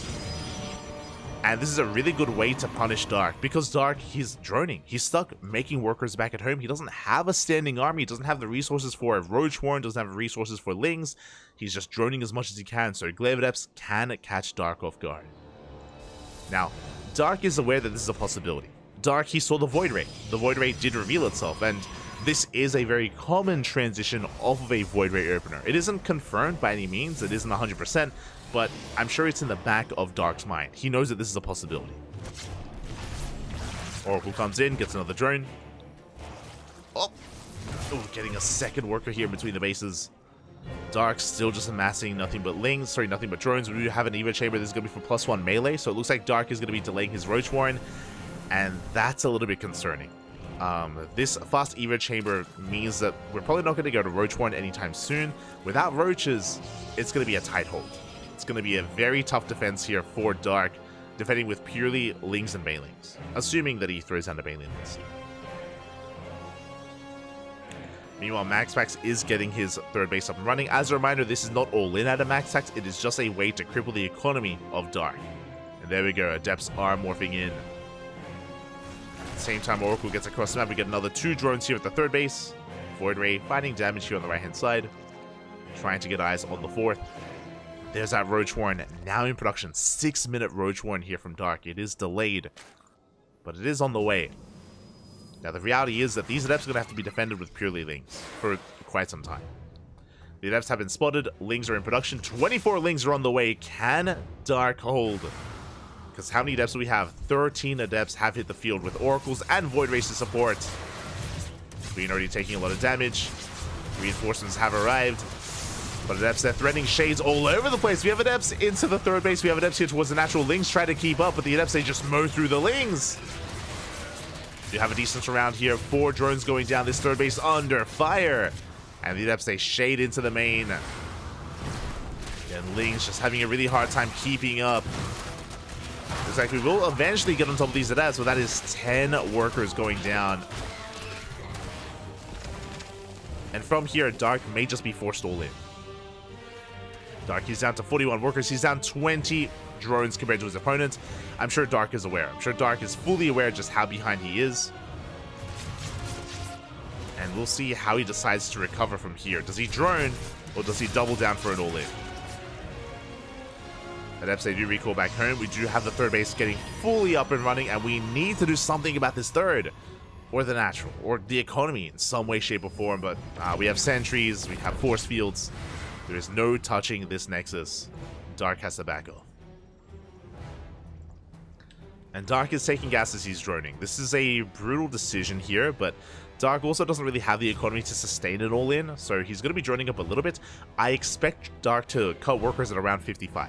I expect Dark to cut workers early and just go for pure Ling Roach Ravager. At this point, I think a longer game is not really on the table. It's not really available here for Dark. Behind this, +1 and Blink is on the way here for MaxPax. He's pushing towards the left-hand side. Baliness is on the way. Dark not quite ready for this. His Lings are out of position. Force fields are thrown down. Lings coming in from behind, trying to get a force around. The Queens are holding strong, and we are getting on top of this army.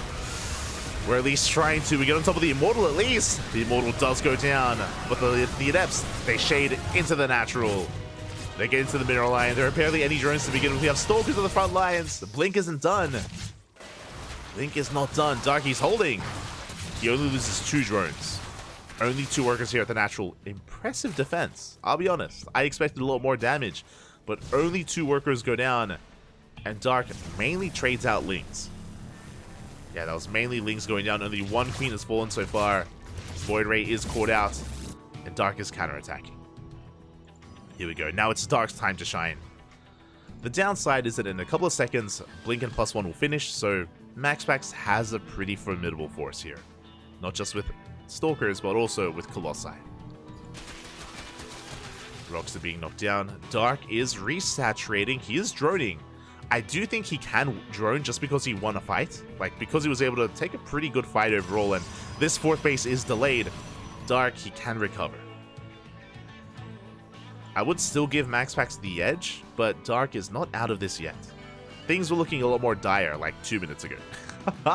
Like 2 minutes ago before the fight, I was like, yo, this is not looking good. We got it all in, papi. But after that fight, things, you know, things looking a little bit better here.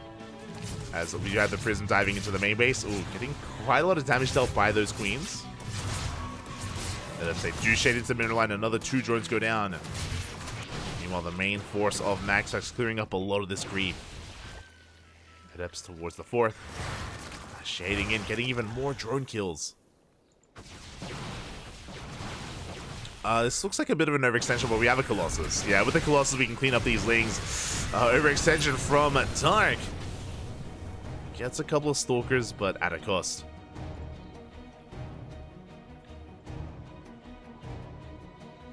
And MaxPax is slowly looking to get this 4th base up and running. Now, this entire time, MaxPax has had a worker lead, but we'll see if he can actually hold on to that 4th. We'll see if Dark can make something magic happen here. As this time he's ready for the fight. This time he doesn't have to worry about harassment. As I say that, Prism comes into the main, but Dark, he has eyes on this. Okay, good deflection from Dark. Again, he's waiting for MaxPax to push onto creep. Link's harassing towards the bases, getting eyes on the mineral lines. Getting eyes on the bases. And Dark, he is cutting drones here at 70. That's full base saturation. Pretty good. The Wiles! Oh my god. Dark, he wants to get rid of this goddamn Prism. But again, Dark cutting workers at full base saturation. Banelings, they do crash into this 3rd base. Get 4 probe kills. We have Lings and Banelings being set up here on the right-hand side. Dark has map control, and MaxPax is taking a more defensive stance. Now, what I will say is that MaxPax's main army is becoming quite terrifying. Like, it's really building up. And Dark knows that. That's why right now he's just focusing on harassment. You have Banelings rolling into the 4th. More Ling Bane here towards the south. Stalkers are in position, and we're going to be able to deny these Banelings. Very nicely done here. At the same time, Stalkers towards the south as well. We are in position. We're going to be rolling into that mineral line. Up! We are stopped. And we do not get in. At the same time, we did have some Adepts harassing across the map with this War Prism. 4 drones go down. But Dark is maxing out. Now, bearing in mind that even though Dark is maxing, this is true, but he has a subpar army. He's stuck on Lingbane Roach Ravager. Very kind of mid-tier army here.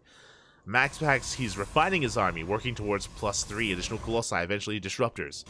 So Dark is on a timer, but he's looking to get us around. He's trying to collapse on this army. Links from behind into the mineral line. The Colossi are distracted. Baling's rolling in, but Stalkers are in position. Good reaction out of MaxPax. He does pull away. Oh, can we get in? We can! 18 probes go down. Dark, he's getting damage done. Baling's once again getting into the mineral line, and we are crippling the economy. 25 probes fall. But what about the main army? Wiles connect. And Lings, they're still harassing you. They get into the mineral line for a second time. MaxPax is being pulled apart. We deny the warp, and we shut down the 4th. And MaxPax, he can counterattack, he can push, but no, he turns back around. This is what Dark was waiting for. This is what he desperately needed. He needed to get into 1 mineral line, and he got into 2. That's 32 dead workers. We depower some of the production. And now MaxPax, the pressure is on him to push. And Dark, he has had time to rebuild. Now, he hasn't had time to make Banelings. That's the issue here. Just Ling Roach Ravager, which is okay. Not too bad. MaxPax, though, pushing out with 3 Colossi. Yeah, MaxPax, he sees the army, he does think better of it, he backs off. And Dark is in this. He's very much so back in this. Zealot run back coming in, Ling's going to be able to respond, they're going to be able to defend. Yeah, they will deal with these Zealots. Bearing in mind, Dark doesn't have an Infestation Pit, he doesn't have a Hive. So +3 is finishing up, MaxPax getting ahead in those upgrades. Dark's still very much on Lair Tech, and hasn't drawn up more than 70. That's how Dark was able to pull that off, just staying on a low worker count, on a low tech army as well. Oof. But this Colossi count, we're up to 4 Colossus. We catch some of these Ravagers as well. At the same time, the Lings go for a big counterattack as well. We're trying to force the army back, but MaxPax, he's not turning around. He's pushing on through, getting on top of the Roach Ravager, and it looks like MaxPax, he has too much. He's breaking this army. Lings are harassing, but GG gets called, and MaxPax will take game number 1. GG. Yeah, one of those things where Dark was doing a great job harassing, yes, but he could never engage with the main army. He could never fight toe-to-toe with MaxPax. And MaxPax knew that. Like, Dark was desperately trying to make MaxPax turn back around, go back home, give him time. And MaxPax did snowball out of control, and now we're getting into game number 2. Game número 2 here. And this was a brutal game just because from the beginning, Dark was behind, essentially. From the very beginning, from the onset, he was losing far too many drones to the Adept Harass, then eventually from the Glaive Adepts as well. The opener of Dark was not successful. Dark's opener, of course, the proxy hatchery did delay his lings, his gases, his queens, and MaxPax took full advantage of him. And I'm hoping that Dark doesn't do that again.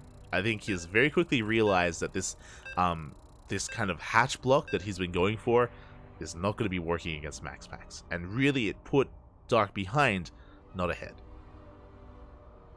So again, the tone was kind of set when it came to by the openers, essentially, and how successful or unsuccessful they were. And it was just a really hard, really difficult for Dark to recover from that. Here we go, we're getting into game number 2, and spawning in the bottom right hand corner of Hardlead, we have the Danish Protoss player, the Red Protoss representing Storm Gaming. Leading the series 1-0, it is MaxPax. And spawning in the top left hand corner, we have as opponent, we have the South Korean Zerg player, the Blue Zerg representing Dragon KZ Gaming. DKZ, it is Dark.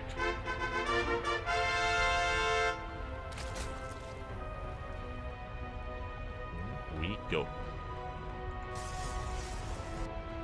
MaxPax coming in with his probe scouts. Dark this time not moving out with the drone. Drone should be looking to take the unnatural natural. We should be seeing a much more standard opener. Again, to reiterate about the previous game, I don't expect Dark to go for a hatch block here in game 2 or game 3 if we go to the ace match. Based on what happened in game 1, it just wasn't really worth it. Didn't pay off for Dark, did hurt him more than anything, as he had a really hard time dealing with the early game aggression of MaxPax. But for now, hatch gas pool, standard opener out of Dark. He is going to be taking a much more standard approach initially. And as we ease into this, Dark is a very aggressive player. He's a very aggressive player in this matchup, which is why he struggled so much in that last game. Like, usually Dark is the one in control of the pace of the game, setting the tempo of a ZVP, but because of the rough start, because of so many dead workers, he was just, yeah, never really had the economy to sustain himself. If he can get away with a better start to the game, we can see Dark really thrive. And on a map like Hardlead, this is Dark's map. This map is known for its aggression. For those that are curious, the rush distance by ground. Rush distance by ground is very short on Hardlead. We have seen many a Queen walk, many road troll lins on this map. And I know that MaxPax is known for his defense. That is true. He's known for his defensive prowess. But even against Dark on this map, MaxPax has fallen. He has died. So that is something to bear in mind, and something that I'm sure is in the back of MaxPax's mind as well, when it comes to what Dark has available to himself. Now, it's also a double-edged sword when it comes to how small this map is, and I was about to get into it, Twilight Council opener. Again, because of the rush distance by ground, an opener like Glaive Adepts or Dark Templar makes sense here, and you can actually achieve quite a bit with it. So we'll see what kind of direction we go in. We have pulled out of gas, Glaive Adepts. Glaive Adepts is going to be on the way. Now, what kind of variation? That's the important question here. There's the standard 4-gate Glaive Adepts with a Robo. There is also 3-gate Glaives into a fast third. There have been different kind of variations and different versions of Glaives that have been popping up these past couple of months.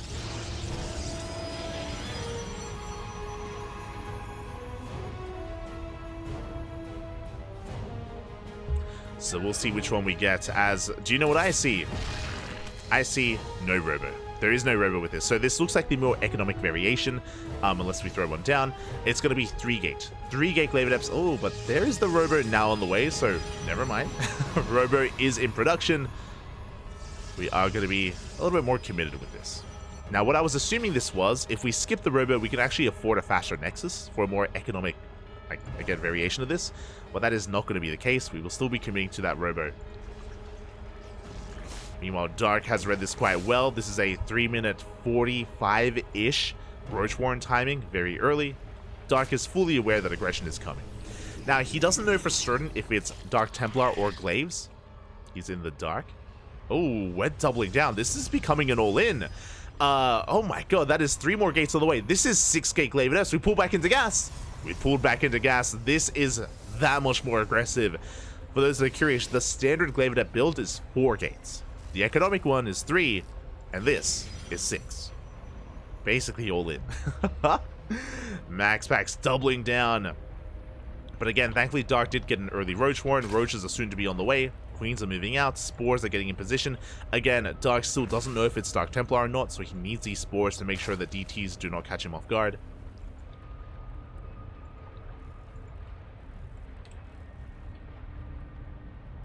The Adepts are going to be pushing. Again, with this Warp Prism, we can warp in 6 Adepts at a time. And that's something that I'm sure Dark is not expecting. He did cut workers early on at 41, which is good. We have 8 roaches on the way, but the roaches, they need time. Uh-oh. Dark, he needs more time here to get out these roaches. The Adepts have arrived, and there are just far too many to engage. They're pushing through. They're getting into the mineral line, and Dark is going to be losing quite a bit already. It's going to be 5 workers going down. Roaches are arriving. But again, there are so many Adepts, and we get another big warp in into the main base. Only 5 dead workers so far, but that worker count, that kill count is getting higher and higher. We take control of the 3rd base, and with this amount of Adepts, we could even maybe kill the hatchery itself. Wings are looking to engage. Stalkers? Queen's trying to force us back as well. That much damage on the hatchery, oh my god. The Adepts are being forced back for now, but they're just consolidating themselves. They're all coming together, shading into the main. Pushing towards that 3rd, getting on top of the Queens as well. We have hit critical mass of Adept. We do commit to the shade. Roaches are waddling in. The Lings are getting annihilated. We're getting into the mineral line. The drones. Drones are going down once again. Good target firing there out of Max Packs. And Dark is down to 28 workers. He's lost already a bit too much. And behind this, Max Packs is expanding. He's transitioning into those Immortals. It looks like he's finally being cleaned up, but we're not done. It's not over because we have more Adepts shading towards the 3rd. And Dark is stuck on 1 base economy. He is down to 28 workers. Finally back up to mining here, or back mining in the main. Can he get the base? Yo, he wants it. He wants the hatchery. We gotta transfuse. We keep the base alive, thankfully. And Max Packs is gonna back off, but Dark is down to 27 workers. That was 18 dead drones there from the Glaive Adept harass. And behind this, Max Packs is expanding. He's working towards that next step. Immortal production well underway. Max Packs is under no threat of a counterattack right now. There's nothing that Dark can really do here to like pressure this 3rd. He's stuck at home, re-droning, resaturating. He's licking his wounds. But Max Packs, he's not done. He's coming back immediately, this time with Immortals. He's going for the kill move. He's going for the kill shot. Adepts to support, Immortals to kill the roaches. And I don't know if Dark can really hold against this, I'll be honest. The Immortals, they do reveal themselves. They get on top of the roaches, so many of them going down already in an instant. And Immortals, they just chew through roaches. Queens are pushing forward as well. They're trying to get on top of the prism. The Immortals are exposed. Up. 1 Immortal goes down. We're going to get the 2nd Immortal as well. Whilst they will not connect. Oh my god, the Immortals barely saved. At the same time, we have Adepts in the bases. Getting a couple of drones. Oh, I say a couple. 6 workers go down. And we're not done. Oh god. Yeah, this is becoming too much here. The Glaive Adepts getting out of hand, getting out of control. And Dark down to 31 drones at this point. His economy still crippled. Does have a lair, doesn't have roach speed. Without roach speed, counterattacking is going to be difficult. And Max Packs is just happily saturated here on 3 bases.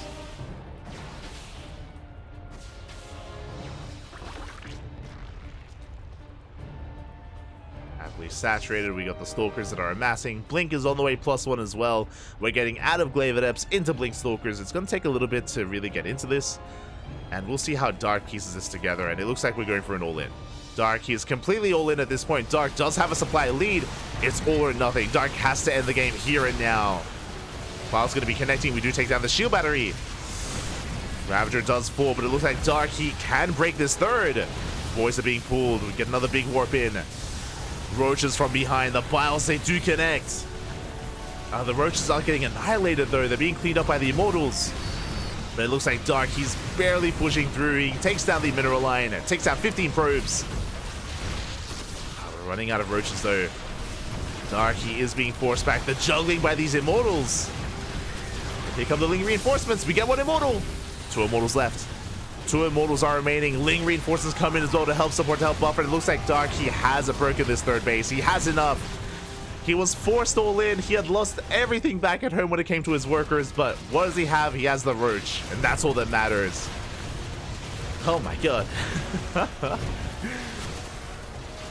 Biles, they zone away those Immortals. This third base is going to be going down, and Dark is joining behind this.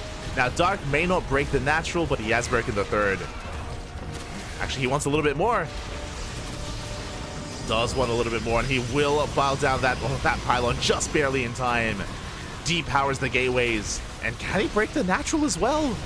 No shield batteries, by the way. No shield batteries are available. Dark breaking through the cyber core. He's running out of steam. Dark is running out of links here, so he has to be careful to lose his Ravagers. Miles will connect.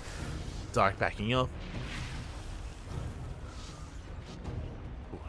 And again, behind this, Dark, he's just been droning the entire time. He's been trying to saturate his bases. Lings are on the way, +1 melee as well. Dark is making a game out of this. Things are looking dire. Things are looking dark for Dark. But the counter all-in was enough. Was enough to even things up at least a little bit more. Now, tech-wise, MaxPack still has a lead. He's got +1, he has Charge on the way alongside the Blink Stalkers, he has Templar Archives for Archons. Again, like tech-wise, MaxPax is still in a much better position, but economy-wise, Dark, he's recovered. He's drawn up to 49, soon to be 50. Roach Speed, I'm sure, is going to be soon on the way. He's getting another hatchery. Oh, that's going to be a cancel, though, on that base. But really, all that MaxPax can do is harass. Harass with this prison. And Dark, he should be able to recover.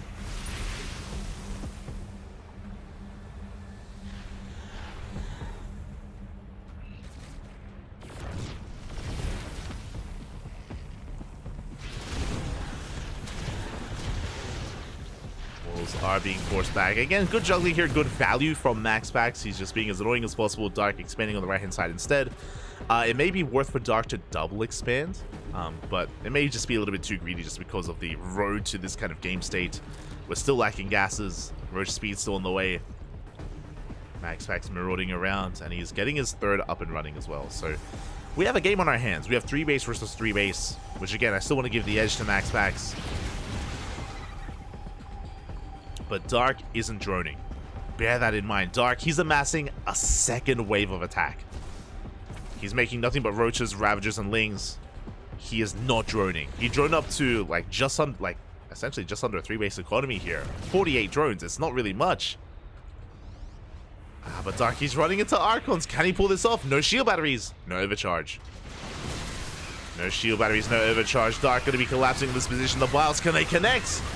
They will. They do rain down on those Archons. But the Lings, they're getting cleaned up as well. Archons are going to be going down. But Dark is being forced back. The Immortals, they've arrived. There's 3 Immortals. 3 Immortals with the army. Dark drawing out the army here to the center of the map. Lings are coming in to reinforce. Dark has to retreat. And again, Dark, he's still not making drones. There we go. One drone is on the way. A second. Let's go. Now, Hydrogen, looks like Dark is backing up. Okay, he realizes that he cannot break his opponent. Too many Archons. Honestly, if it wasn't for the Archons, then Dark may have been able to kill MaxPax here and now. The Archons did so much, cleaning up so many of those Lings. 153 Lings have died this game. But But those Archons were kind of the MVP there. And with that, MaxPax he holds, and Dark has to back off and drone. And he was forced to cancel his 4th base earlier. He was forced to cancel earlier, so Dark still doesn't have the best economy. Doesn't have the best position. This is still anyone's game. MaxPax is working on his 4th, while Dark is still droning his 4th. So still a very tense moment. Still very tense. I'm loving the addition of these Hydras. It may be worth working towards Lair Tech Lurkers. It may be worth it here, just to stabilize. But we're already getting Immortal production well underway. We already have 4, soon to be 5 Immortals. And Immortals, they can do well against a low amount of Lurkers. Storm in production.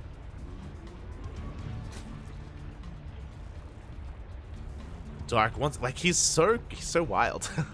So Dark, once again, remember earlier he droned up to 48, then he cut workers, then he went for a second all in. Now he's cutting workers at 58, sub 3 base economy, and he's maxing out, or he's trying to max out with Ling, Roach, Ravager, Hydra. Like, Dark has a very low worker count, but look at the supply. Dark is maxing. He's going for, what is this, the 3rd all in of the game? Very committed here. He needs to at least trade well with the army, or ideally kill MaxPax here and now. Hydra's, ooh, without speed, are getting caught out. An expensive loss there for Dark. He's trying to come in from behind. Hydras are getting caught out. Lings are coming in to reinforce. Good kiting here against the Zealots. Good kiting against these Archons. MaxPax, he's kind of getting surrounded here. He's bleeding out a little bit too much. Here we go. It's all or nothing for Dark. He does catch an Immortal. Immortal does go down. Overcharge is about to run out as well. Dark still trying to collapse on this army. How many High Templar do we have? 1 High Templar. Storm is about to finish, but MaxPax will only have 1 Storm available. He has to make it count. He has to make it count here as Dark. He consolidates his army, knocks down the Rooks. Dark still refusing to drone, still staying at 58 workers. And we're pushing. Wild's going to be raiding down on the army, forcing back MaxPax. There's that first Storm. In a couple of seconds, we'll have a second Storm. We need a little bit more time. The army has to retreat. The base under fire. Dark, he's gaining ground. He is gaining ground here, but that's a lot of Immortals. The Storm does connect on the Hydras. Big Storms here. And those are the only 2 Storms left. But the base has been broken. The Lings and Reinforcers, they're getting on top of the army. It's only the Immortals remaining, and the Immortals on their own, they don't cut it. They don't cut it. Not anymore. And Dark, has he done it? Has he pulled it off? We have Zealot Reinforcers coming in. MaxPax, he holds. MaxPax does barely hold on, cleans up the army. That was an expensive loss for Dark, but we have Ling Reinforcements, and with these Reinforcements, we can clean this up. We have more than enough. Lings are really what we've been missing. Dive on top of those Immortals. High Templar coming in. Archons being morphed in as well.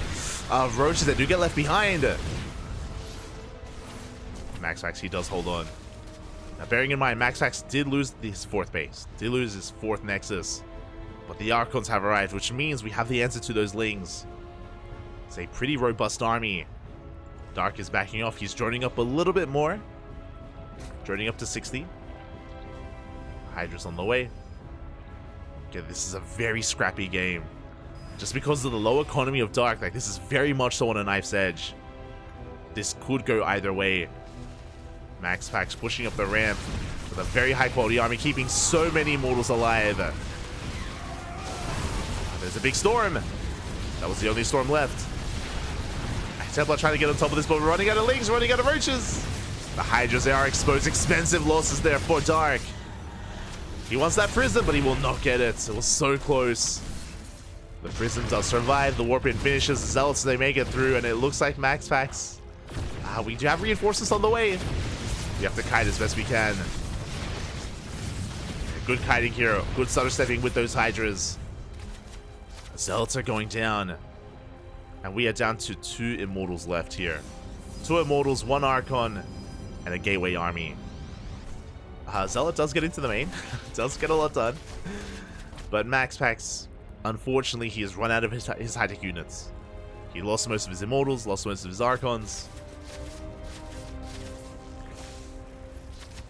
Dark should have enough here. As I say that, yeah, reinforcements from behind. We're getting a full surround. Dark, he collapses on this army, and it looks like Dark has finally done it here. We are getting an ace match. We're looking to go all the way to game 3. GG gets called, and Dark ties it up 1-1. Whew. GG. Oh my god. GG, well played. Whew. We have tied things up here. A very close game there. Again, Dark, it was a really rough start. The initial 6 gate glaive adepts did so much damage to Dark, killed 18 drones. It set him behind, and he was forced all in. And with that all in, he was able to break the 3rd base and start to even things up. Things got very chaotic, very close, very scrappy.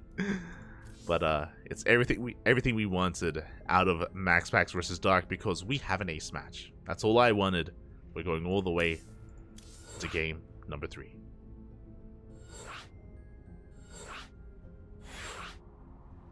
Here we go.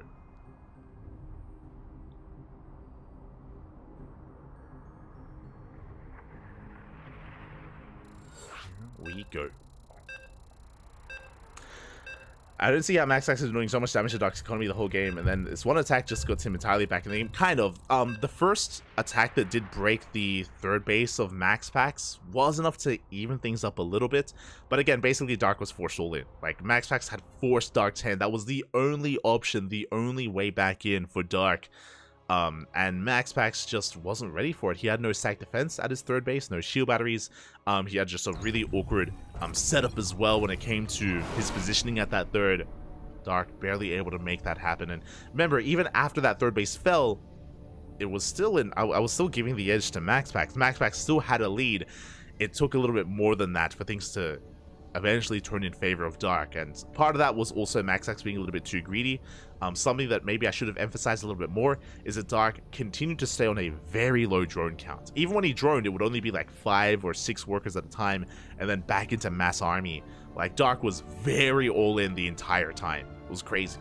It was very tense, very tense. But here we go, we're getting into game number 3, and spawning in the top left-hand corner of Oceanborn, we have the red Protoss player representing Storm Gaming. Being forced into the ace match, it is MaxPax. And spawning in the bottom right-hand corner, we have his opponent, we have the blue Zerg player representing CranKy Gaming, DKZ, forcing the ace match, fighting back in that last game, it is Dark. Here we go. So what I should also emphasize as well, it isn't just that Dark, of course, was very all in for the entire game, essentially. It's that there were times where, as we're going for a hatch block once again, I'm not in love with this, but okay. Got the hatch block. What I was going to say is that it isn't just that Dark was going all in, it's also that MaxPax was lured into a false sense of security and believed that Dark was going for a longer game. As Dark was backing off and not droning, MaxPax was making workers. He was, taking his forward base as well. If you remember, even after losing 18, around 18 probes, I think MaxPax still even had a worker lead, which was crazy. Like, again, just goes to show like how all in Dark was, and MaxPax was maybe again not anticipating how committed Dark was behind it. I'm pretty sure the second max out with the Hydra Roach, where we were trying to surround the army, I think that max out did surprise MaxPax in a way. Wasn't really expecting as large of an army from Dark.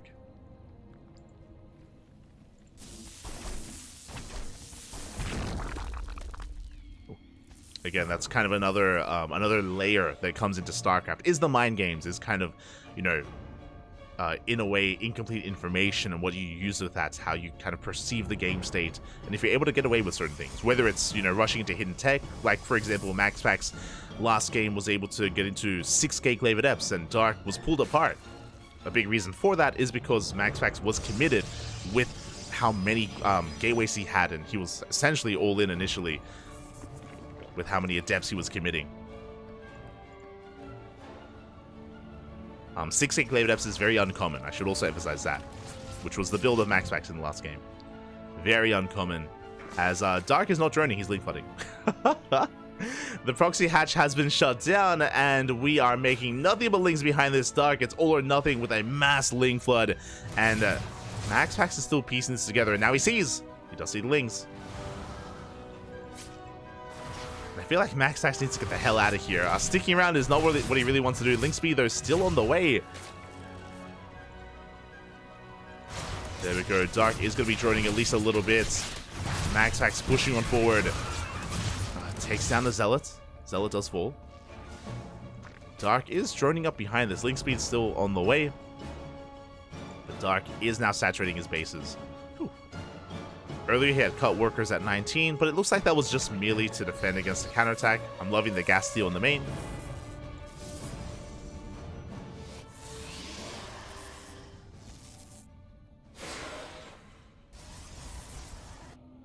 I'm loving that gas steal. As MaxPax is going to be pushing out. He's getting caught out though. Or is he? Lings, they try to get surrounded. They do get one adept, but there are plenty of adepts to work with here. The Lings, they get annihilated. Dark still flooding Lings behind this as well. Still on 2 bases. Still doesn't have a third. Pushing across the map. Getting on top of that Stalker at least. Luring it out of position. But the adepts, they do get into the mineral line. Drones are going down. Again, a very chaotic game state here for Dark, and MaxPax is coming out on top. As long as he avoids the surround, and I love the movement by MaxPax, just making sure he's always hugging the edge of the map, making sure he reduces that surface area. Even here, good positioning in the mineral line. The Lings are having a hard time engaging, and MaxPax trading as efficiently as possible. Does shade away, once again, hugging the wall. And we will recall back home. And as the dust does settle, MaxPax has a very nice economic lead. Remember, this third base isn't even done for Dark. He's stuck on 2 bases, stuck on a lower drone count. MaxPax has done well for himself. And behind this, once again, Glaive Adepts. Now, we do have 2 gateways at the natural. We do have 2 gateways in the main, so it looks like 4 gate Glaive Adepts. But this is a more economic variation. This is what I assumed was going to be happening in game number 1, I think. I think it was referring to it in game 1. But essentially, MaxPax is going for a third, no Robo. No Robo to reinforce, which means no Warp Prism. No Warp Prism to, again, reinforce across the map. With the kind of saved resources, MaxPax is taking a third base. Lings are going to try and force a cancel, though. They do get on top of the Nexus. MaxPax out of position, but we do not manage to get the cancel, and we are doubling down Glaive Adepts alongside Dark Templar. I don't see Spores. Adepts, they shade into that natural base. They do chip away at those minerals, at those workers. 3 drones go down. Queens as well. And we're shading into the main. We do threaten a shade. And again, there's no Spore at the third. There's no Spore at the natural. There's no Spore in the main. Dark Templar may just end the game. It's going to be close. Adepts, they still threaten and deny any kind of mining here. Dark, his economy in shambles. Ay, ay, ay. Again, the Glaive Adepts just wreaking havoc here. Getting even more drones. And again, a big reason as to why Dark's economy, even from the beginning, was quite low is because of the opener, and now Dark is going for a big counterattack. It's all or nothing. MaxPax, he's up 20 probes. He's got 20 workers on Dark. Dark is all in. The Dark Templar revealed! And again, there's no detection, but thankfully they're revealed across the map. Spores are on the way. The Dark Templar, they're forced to reveal themselves defensively. Spores are on the way, Lair as well. But Dark wanted to all in, and now he has to retreat. Again, he cannot deal with those DTs. So Dark, he has to pull back home. And he's stuck at half the worker count of MaxPax. These Dark Templar, they may not have ended the game, in a sense, but they kind of have. Like, they may not have killed Dark, but they have kept MaxPax alive. And this is huge what MaxPax is getting away with. We have a 4 gateway explosion. It looks like 8 gate blink is on the way. So MaxPax is following this up with a, what looks to be a 3 base all-in. If MaxPax doesn't take his gases here at the 3rd, if he doesn't take a 4th, then Blink Stalkers are going to wreak havoc. Yeah, we cancel those gases. That's going to be a massive Stalker count here from MaxPax. This is a little bit old school, by the way. This is very much so like July of 2023. Or April.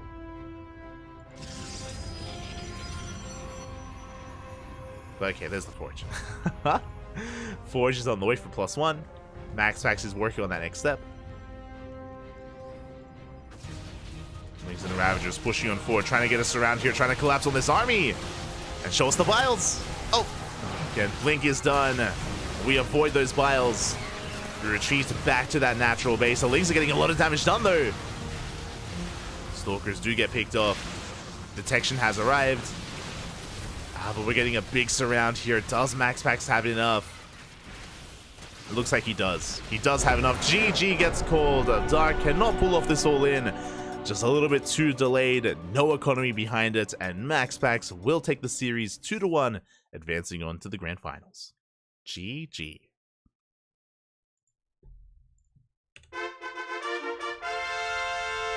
GG, well played. Very well done here by MaxPax. Dark trying to make his early game shenanigans work, but honestly, it was hurting him more than helping him. Time and time again, whenever Dark went for the hatch block, he would just delay his spawning pool, delay his tech, delay his droning, and he'd have to react so hard to the counterattack of MaxPax, and yeah, Dark would just end up behind as a result in the early game, time and time again. So really good punishing from MaxPax. I should emphasize that. Just really good punishment from MaxPax. Making sure that Dark could not get away with that kind of opener. And yeah, Dark was struggling as a result. GG. Well played. Congratulations to MaxPax as he advances on to the grand finals to face off against his next opponent. To face off against the winner of Clem versus Estrella. Oh my god. I was not expecting this result. Exclamation mark B in the chat. Oh my god. I should announce this result as well.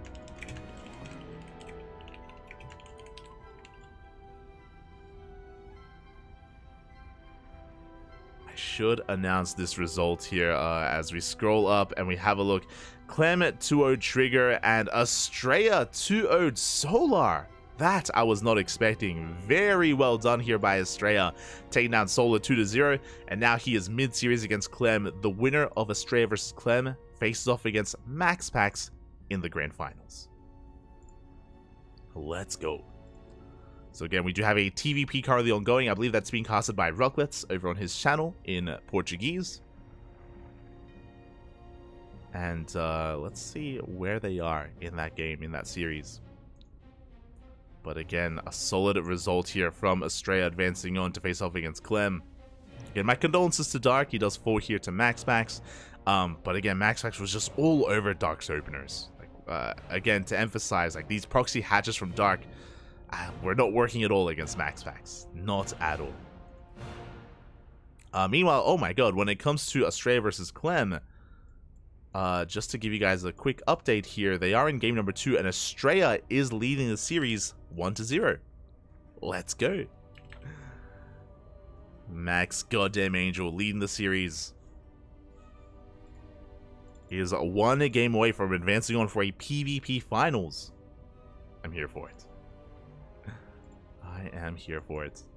So I'm just trying to set things up for it. I'm just trying to set up the match, set up the series.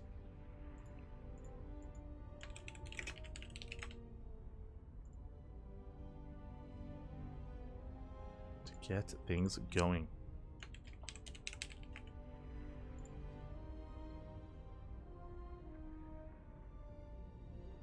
Beautiful. So, yeah, it looks like they're currently in a late game scenario on Alkiona. That's going to be a long one. Estrella versus Clem is going to go on for quite some time, I feel. So, yeah, we're going to be going on a short break, or maybe an extended break. We're going to be waiting to either jump into the ace match of Estrella versus Clem, or the finals, which in that scenario would be MaxPax versus Estrella. Max versus Max. Oh, let's go. It's possible, it's possible. It is possible. For now, we're going to be going on a short break, so yeah. I hope you all enjoy it. Take this moment to get some snacks, get some water, take a break, stretch. And we'll be back with potentially the grand finals of ESL Open Cup Americas. See you soon.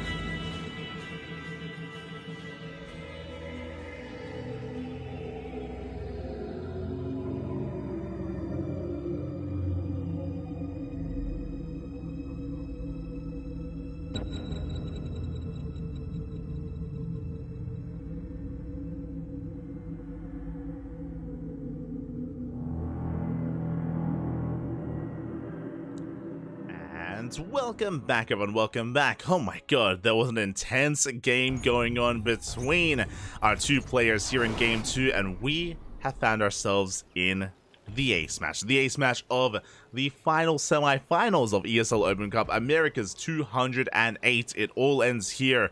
We are here to determine who faces off against Max Packs in the grand finals. Let's go. Spawning in the top left-hand corner, we have the French Terran player, the blue Terran representing Team Liquid. Forcing the ace match in the last game, it is Clem. And spawning in the bottom right-hand corner, we have his opponent, we have the American Protoss, the red Protoss player representing Matcherino Esports. It is Estrella.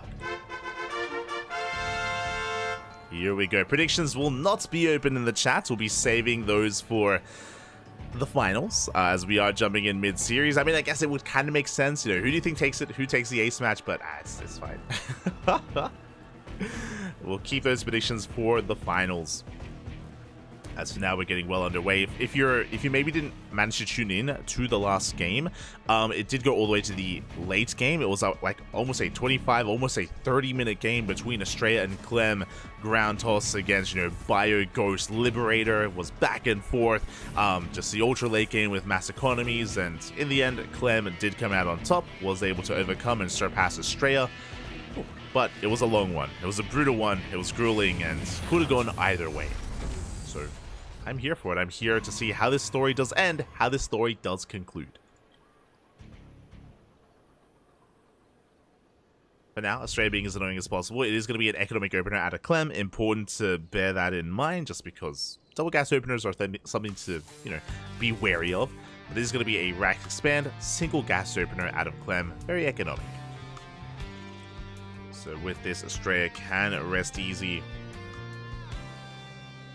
as he can get into his own opener as well. Of course, typically we have a Twilight Council or Stargate from this point. The pylon is thrown down behind the mineral line. We have a safety shield battery in the main base as well to help defend against the initial Reaper. Likewise, safety bunker to defend against the initial Adept. So both players respecting each other quite a bit here. And Clem is moving out with his SCV. Hello. The factory is about to finish. It looks like Clem wants to go for a proxy starport. Again, proxy starports can lead into one of two things. This could be a drop into the main, you know, a proxy medevac into the main base, or it could be a liberator. Assuming that we commit, and there it is, there's that starport on the way. Now, if we were casting Gumiho, I'd be like, yo, BC? Battle cruisers? But Clem, again, should be either going for a liberator or a medevac. We'll see which one we go for. Meanwhile, the Adept does shade across the map. We do delay the CC. Very nice disruption here. Good RNG out of Clem, keeping the SCV on the right-hand side of that CC. And we'll finish it. We'll complete. Very nice micro there from Clem.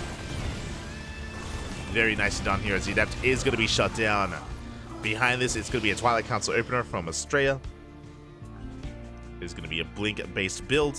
From here, we can go in a couple of different directions. We can go 2-gate Blink into a third base. We can go 3-gate or even 4-gate, depending on how aggressive and how safe Estrella wants to be. There's that second gateway on the way, and there is the Robo as well. Meanwhile, it is going to be a drop. It is going to be a Hellion drop into the main base. I'm assuming Hellions, and yeah, there we go. 4 Hellions are moving out. Fun fact, 3 Hellions, 1-shot probes. So 4 more than enough to just line up workers and to just roast them and annihilate them. And we're going in.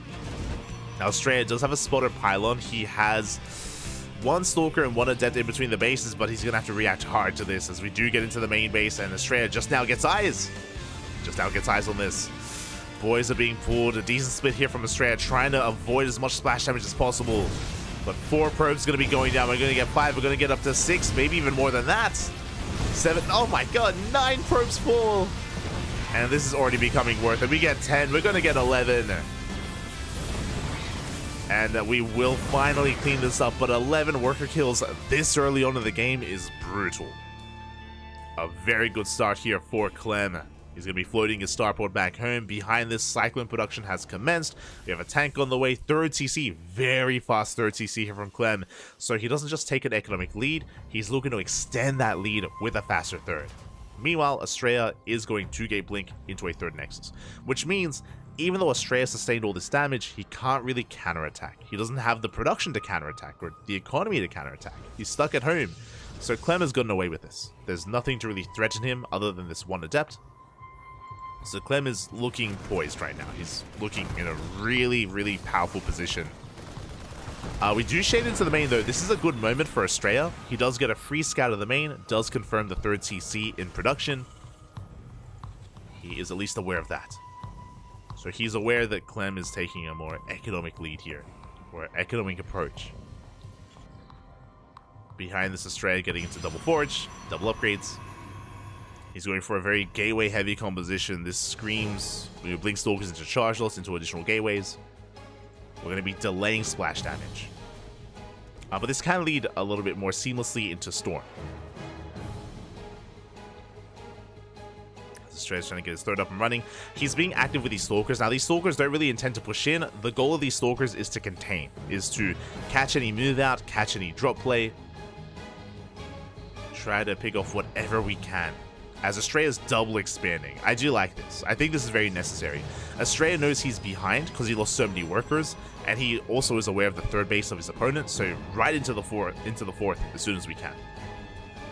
It is, in a way, risky, but based on everything that we've seen so far, it is calculated from Estrella. It is something that he can get away with, and that he needs to get away with.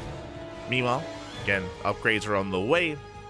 Getting very gateway heavy here from Estrella. Meanwhile, the tank count is amassing. We're up to how many tanks? 2 tanks here from Clem. We're moving out just enough to expand and establish his third. Stalkers have arrived. They get a couple of Marines here and there. More importantly, they get eyes on the third base timing. So Estrella, he's aware, of course, that Clem is getting his third up and running. Massive gateway explosion. 8 gates on the way. As I mentioned before, we are delaying splash damage in favor of massive blink stalker charge lots. And we need all these gateways to actually facilitate for that. It's going to be 10 gates in total for the time being. It's going to be a lot of zealots. Now, the power of mass charge is, or mass charge lots, this swarm toss style, is that it can fight very well out in the open. It is really difficult to push into these entrenched positions, that is true, but if Estrella can take a fight out in the open in the center of the map, then that's going to be ideal for his army. Now we scan, we get eyes on the base, we get eyes on the massive warping of zealots. So run back coming in from the right hand side is going to barely take down the Cyclone. Not too bad. 2-2 is on the way. Again, we're just prioritizing these upgrades. It's a very Haas-esque style, Haas-esque composition. Getting fully saturated on these 4 bases. Bearing in mind that Estrella is avoiding the gases here at the 3rd and avoiding the gases at the 4th. 5th Nexus is on the way. And the big reason for this is because he's prioritizing mineral income, just for mass zealot. It's all about the minerals at this point. We don't need any gas, not yet. Estrella, he's still just amassing his army. Meanwhile, Clem, upon seeing all those zealots, and upon seeing the lack of gases at the 3rd, he's just taking a defensive stance, which is the correct call. I mentioned before that the ideal for Estrella is fighting in the center of the map, and Clem doesn't want to give Estrella what he wants. Oh, big volley though. Nice tank shots. Rest of the army getting in position. 4th CC is on the way. But again, Clem knows that he's safest back at home and he's already in a decent position, so may as well just set up, fortify ourselves, work towards a 4th base, upgrades. Ghosts are on the way. Clem just refining his army here. And again, Estrella, he's looking for a way in. He's looking for any kind of vulnerability in Clem. Do sniper Widowmine, not too bad. We get 1 SCV, 3 SCVs even. Good. We have a War Prism getting ready towards the left hand side. And now we finally have splash damage. Robotics Bay is done, Colossus production underway, 2nd Robo as well for double Colossus production. It took a while to get here, but we're finally reaching that point. And again, if Clem ever moved out, this massive wave of zealots would swallow up the army. So Australia, he is now safe enough to take into this, and he should now be taking gases. And there it is. We have the gases being taken here towards the south to be able to afford all these Colossi. Okay, this Mass Zealot does give Australia map control, so he has the freedom and the safety to tech up. If he had gone into Colossus first, then Clem with his lead would have pushed a lot sooner. Meanwhile, Widowmine drop comes in. Up. 2 shots going to be going off. So far, only on 2 probes. A third Widowmine dropping into the natural, though, and Australia not quite. Does he notice? Does he react? He does. He does pull back just in time. Do have a recall back home. Armory is done. We do need detection, and there it is. We have detection available. Cannons are on the way. You can see that Australia's getting ready for a massive Zealot counterattack, but we have Widowmines and a Planetary in position. Clem should be okay. As overall, you could argue that this game has been pretty passive. In a way, it has been, but there has been a lot of mind games that have been going on. When it comes to the builds of our opposing players, their economies cutting corners. Of course, there was Australia losing a lot of workers early on, but now things have, in a way, stabilized. In a way. I say that just because Australia's army doesn't scale amazingly into the late game. He only has 1 Colossus. So the quality of the army is better for Clem. Both armies are maxed, but both armies are not the same. This is another case where the soup does lie. Where sure, we're maxed out. 200 supply, let's go. But it's, again, mainly Zealots, and choke points are the Zealots' worst enemy. That is why, defensively, this Mass Swarm Toss composition struggles to break defensive positions. Just because there's just so much SimCity working against the Zealots. And here we go. Clem does kite back towards that Planetary. Zealots are being choked up. Clem, though, out of position, just rotating around with the rest of his army. Yeah, CCs are being cancelled. Are being killed even. But the reinforcements do arrive, and oh, there's no anti-air. The Vikings, they go straight for the Colossus. No, the first Colossus is going to be going down, and nothing to stop the Vikings. And now we're getting to triple Robo production, triple disruptors. Zealots are going to try to engage. Again, they do have a little more freedom out here in the open, but they are being kited against. Stalkers coming to reinforce. We're making 4 disruptors at a time. That's a lot of disruptors. That's a lot of balls, Pappy. It's a lot of balls. Australia getting his 5th up and running as well. Again, taking an additional gas geyser, or his additional gases. And he is slowly getting away from the Mass Zealots and incorporating a higher tech army instead. Now the problem here, because his disruptors are so late, it means that Clem can get into Liberators a lot faster. Liberator range is on the way, plus 2 ship weapons as well. So Clem is going to hit a very big power spike when he gets into his Liberator production, but he's not there yet. He's not there yet as Australia does push in, oh, that's a kill, not a cancel on the CC. Zealots push in, but we are in position. Zealots do not get into the mineral line. Clem does hold, but the Zealots do find another CC, and oh, we do lift just in time. We do save it. Nice EMP on this entire army of Australia. He has to respect it. He has to back off. The Zealots are pushing into the mineral line. They're trying to squeeze their way in. Oh, and it looks like we are breaking through, but oh my god, these Zealots are taking so much damage. They get on top of the tank. The tank does fall. This position is being broken. Australia coming in from behind. Widowmine's going to slow him down though, and the Zealots do get cleaned up. And again, as we get rid of all these Zealots, more disruptors. More disruptors on the way. All the disruptors, Bapu. Nerva's going to be going off, does connect on some of those Widowmines, even with some ghosts as well. The Nervas are popping up. We are just diving on top of them though. Bold move here out of Clem, does snipe 2. But we have 3 more disruptors behind this. Liberation has arrived. We have freedom. And this is what we spoke about. The power spike for Clem is with these Liberators. We do have a lot of Stalkers, to be fair. There are a lot of Stalkers available. But we just cannot push into these freedom zones. Prism tries to slip into the main base, but we are in position.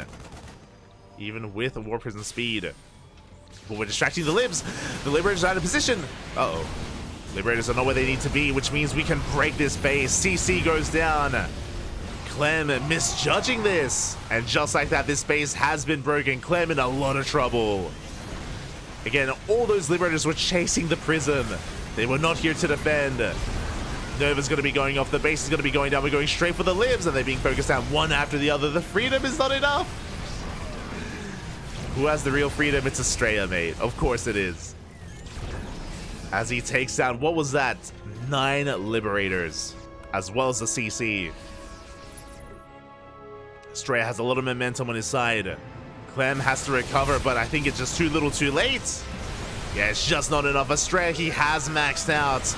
Getting on top of this army, getting on top of the last Liberator as well. And there's just nothing that Clem can do here. He cannot fight this army, not head on. He's gonna try to. The Novas, they zone him away over and over again. Just the non-stop Novas. Giving Estrella so much breathing room. And we blink on forward, we dive on the army. And from here, Estrella, he can just turn around and go for the north, go for the planetary. He has options. And there it is. Planetary has been found. Time to raise your APM. Ooh, Nova does graze the army of Clem. And it's barely an army. He's got a couple of Marauders. Does pick up 1 Disruptor. But the planetary falls. And Estrella, he's snowballing out of control at this point. Again, the moments when both armies were maxed, but the moment when things went in favor of Clem, you saw like so many Liberators were chasing down, or so much of his air army was chasing down the Prism, forced out of position. And Estrella took full advantage of Clem. Liberators are going out to harass. Clem going to be re-establishing his 3rd base. He's got his 4th up and running. Clem still has a standing army, don't get me wrong. Nova's going to be going off though. Bit of friendly fire there from Estrella, but the Novas, they should be connecting. Oh! Decent splits, but it's not going to be enough. The army has fallen. GG, well played, and Estrella will take down Clem 2-1, advancing on to the grand finals. GG. GG, well played. And with that, Estrella, he takes down the reigning ESL Masters champion, and Estrella advances on to the finals to face off against MaxPax in a PvP. GG. GG, very well played here again. Estrella, despite having a very rocky start to the game, he was able to recover with his Mass Zealot composition. He had map control and he never pushed in, but that allowed himself to get up to a 5-base economy. Remember, he took a really fast 4th into a really fast 5th base, into eventually that mass robot production, and that transition into Blinkstalker Disruptor. It was a transition that hit just before Clem was able to reach critical mass of Liberators. It was just as it was happening. It was so close. The window was so small. But Estrella, he made it in, and GG, well played. Congratulations here as we have our finalists. My condolences to Clem. Did fight his heart out. Did force the ace match, but was not enough to take down Max Goddamn Angel.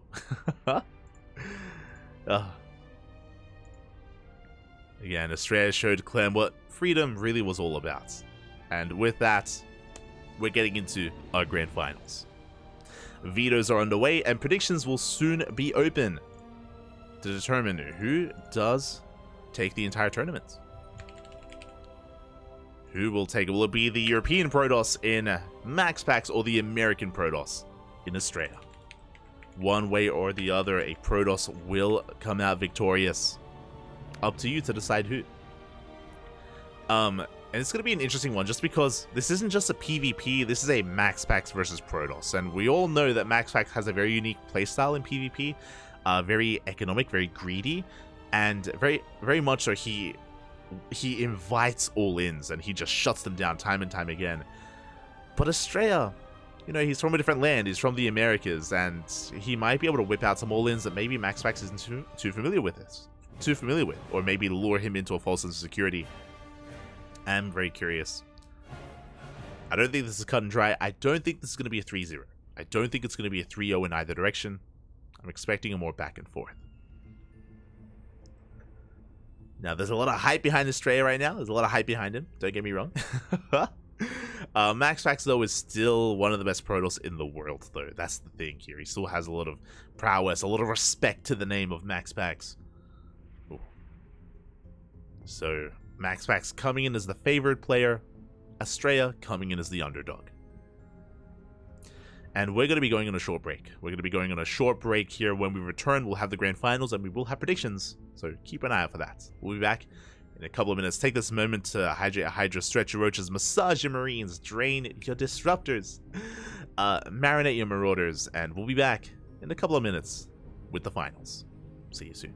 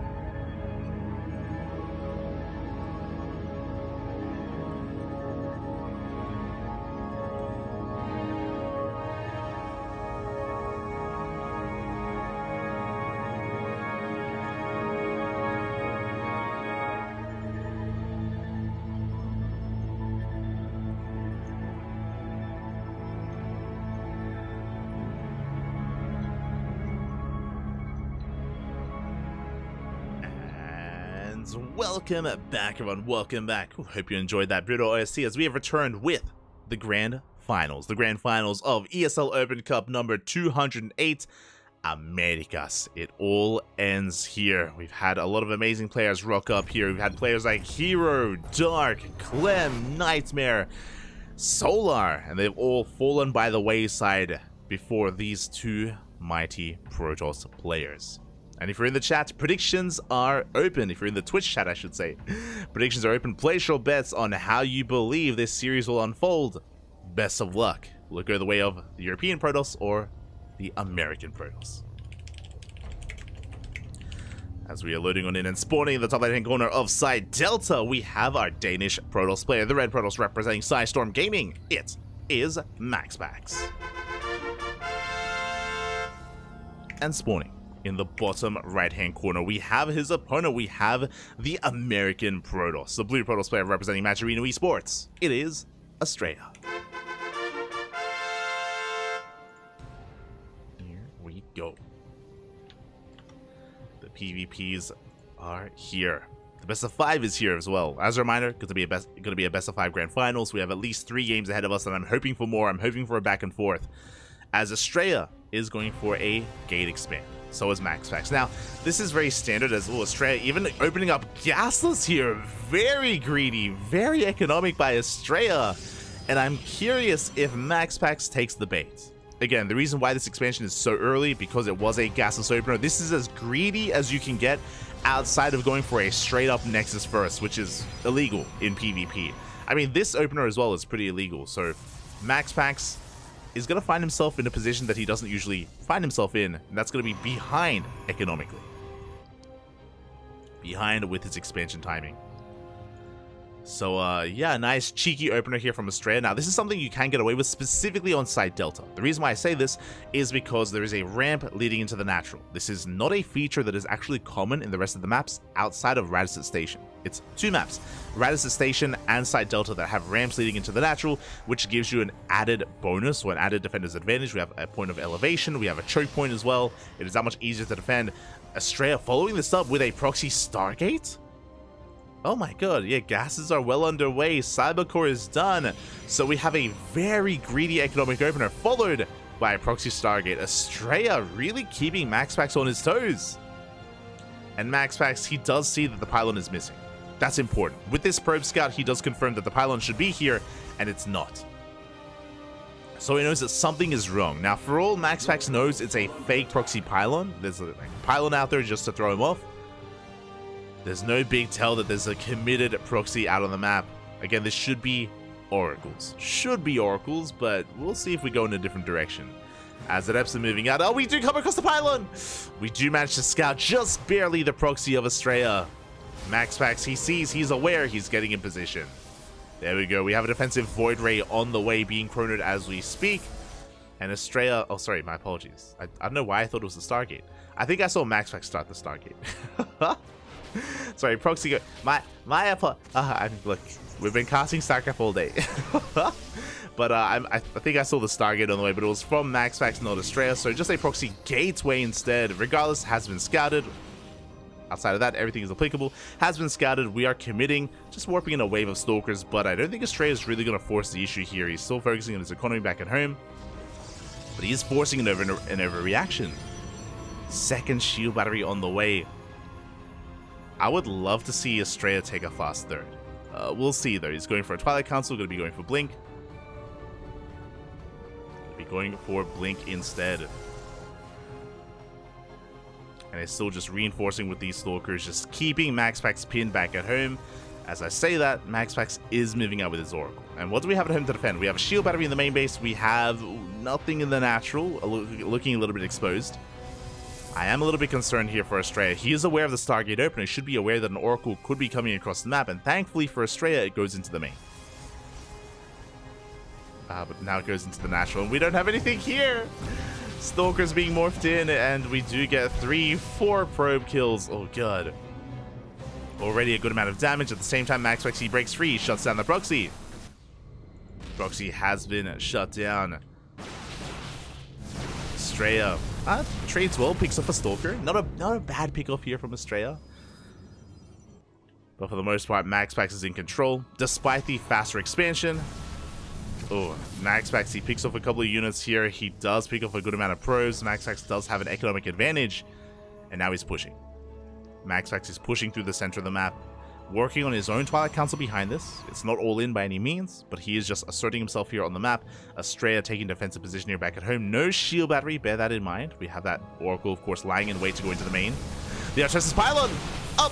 Pylon is gonna go down. We depower everything at the natural. And Estrella's going for DTs. But he gets scouted! Oh, that's so unfortunate. The Oracle comes in, gets a stasis trap, gets 3 probes, and he does scout the Dark Shrine. Not like this. Ay, ay, ay. And we respond with our own. MaxPax going for his own Dark Templar. Oh boy. Okay. So both players of similar mindsets. MaxPax looking to expand and take a 3rd base. Meanwhile, Estrella back at home going for a Gateway Explosion instead. Okay, this is the big deviation. The big deviation here is, yeah, we're just doubling down on production and tech.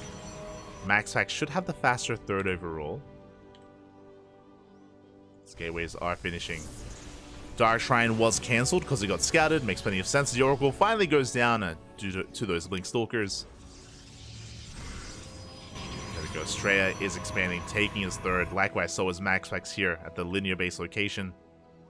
This move out is spotted by the Revelation. MaxPax is getting in position. It's getting in position back at home.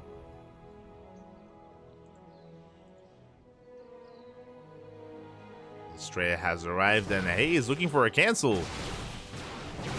That's going to be a kill on the shield battery. That's a trade against the army. At the same time, Adepts a shade into the middle line of the 3rd base. MaxPax has eyes on this. Additional Dark Templar are on the way. Uh-oh. Do we have detection? Estrella has an observer out on the map. This could be devastating. Dark Templar waddling into the main base. And what do we go for? We're going for the mineral lines, going for the natural and the main as well. Probes are going down. And Estrella is just woefully underprepared for this. Recalling his observer back home. Recalling his army back home. Let's take down one of those ETs, but that is going to be 6 dead probes. 7! Almost 8. 7 workers go down. A big blow here to the economy of Estrella. Once again, at first it was the Oracles, and then it was the Dark Templar. And now MaxPax is pushing out. Looking at the armies. Estrella's going to Storm? That's... What? I saw it earlier, but my brain didn't register that Storm is on the way. That is not something that is typically researched here in this matchup. It doesn't really do too much to Stalkers, is the problem. But Estrella, he has the overwhelming Stalker army. Forces back MaxPax. Prism gets into the main. We do focus down. Prism does get focused down. Do get a couple of probes. But Estrella will hold. He's going for a Storm Drop. This makes more sense. This is creative. Okay. So I was really curious. For those wondering, Storms tickle the army, the Protoss army. They tickle shields, essentially. They don't really do too much in a head-to-head fight. But what they do is kill workers. And Estrella, he knows that he's behind economically, right? It's like he's been taking so many hits to his economy time and time again. How do we come back? Storm Drop. Let's go. Speaking of, we stormed the Stalkers. I think that's the first time I've ever seen that, by the way. We've been casting for what, like 6-7 years? Storm on Stalkers, not something I think I've seen before. But let's go, I'm here for it. But again, this is what's important. Heading towards the 3rd base of MaxPax. Immortal is looking a little bit exposed. Meanwhile, we're coming in. Big storms on the mineral line. 11 probes go down. Storm again on the main army as well. Immortal does fall. We do have the overcharge. Archon's being morphed in. Good target firing on the Archon, but at MaxPax, he's bleeding out quite a lot here. At the same time, Zealot counterattack towards the south. Knight Templar, one of them was saved. We can go for another Storm. What's important as well is that probes don't regenerate HP, but there's only one that's weakened. The others were killed.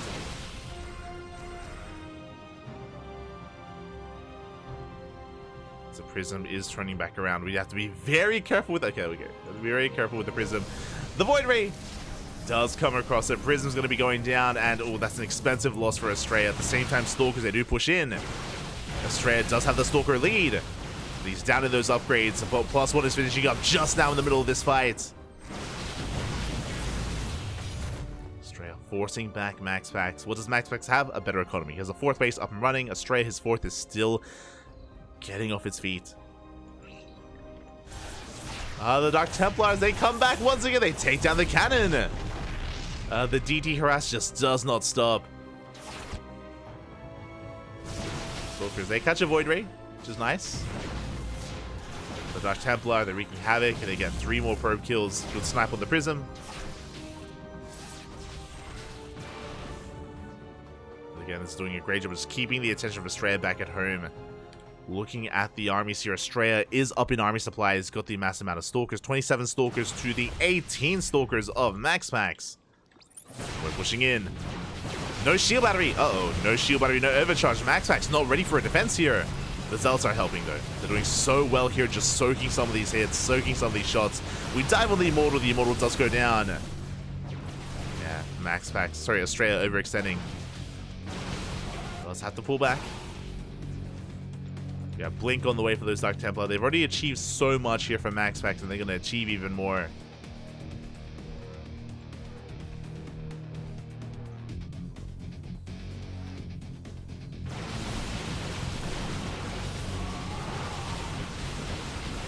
We do see MaxPax fighting with the army of Estrella. Solid Blinks for both players. Solid Blinks. DT is caught here towards the south. MaxPax taking another base, taking a 5th as Estrella starts his own. And you can see that because of the better economy, MaxPax supply-wise is now overtaking Estrella. And MaxPax is slowly getting out of control here. His economy really kicking in. And Estrella's falling behind. Estrella about to catch up with his upgrades. About to catch up with +2. MaxPax pushing. This might be an overextension from MaxPax. We don't see the War Prism here, which is concerning. Yeah, we don't want to take a fight.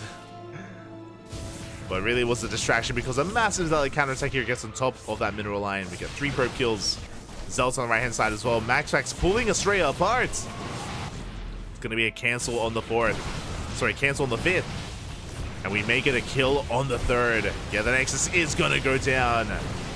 It's going to be a costly trade here from MaxPax, but he's forcing Estrella all in. Zealots, they come back into that mineral line. They take down the cannon. Estrella is committed. There's no turning back. It's all or nothing for the blue Protoss. The Zealots, they don't stop. They're getting into the mineral lines. Getting into the naturals. And we have to go for a base trade. A base trade that MaxPax is already well ahead of. Well ahead in. And natural base is going to be going down. Estrella, he may be able to snipe these bases, but boys are being pulled. Things aren't looking too bad here from Estrella, but we're getting surrounded. We're coming in from behind. More bases going to be going down. Looking at the armies, Estrella, he's got 32 Stalkers, almost double the Stalker count of his opponent. He has detection, he has the Observer. In this base trade, can Estrella pull this off? He snipes an Immortal. Very nice big off, forcing a recall as well. The army has arrived. Again, we do have plenty of detection. Zealots getting stuck here at the ramp. But there are so many Zealots filing on in. MaxPax collapsing on this army with the mass swarm toss, the mass wave of Zealots. GG gets called, and MaxPax will swallow up the army, taking game number 1. Ooh. GG. That was a game. That was an odd one. That was a weird one. I loved it. It was beautiful. GG. GG, well played. MaxPax will take game number 1. But we took a couple of different twists and turns here. Again, the opener from Estrella, I was in love with. You know, going for the gasless opener into the faster Nexus. It's good. Unfortunately, the harassment was where, or the defense was where Estrella was really lacking. Remember, the initial Oracle dealt, what, 6-7 probe kills, and we had the follow-up DT harass as well. Like, economically, despite the better start from Estrella, MaxPax took a lead really early on, and he was in the driver's seat as a result. There was so much pressure constantly on Australia to somehow recover economically and kill bases and get into mineral lines, and he's able to win some fights here and there, but it wasn't able to fully recover and fully even things up. The storm drop was nice. You know, again, it's something we don't see at all in PvP. It's very unique here to see a storm drop in Protoss versus Protoss, and it wasn't bad. He killed 11 probes with it, but it was also a very expensive drop as well. We lost the Prism, we lost the High Templar. You know, it wasn't a trade that was for free. So it was still a little bit costly for Australia, and it just wasn't enough to bring him back in the game. It wasn't enough to bring him back into the game economically, I should say. And with that, we're getting ready for game number 2. Número 2.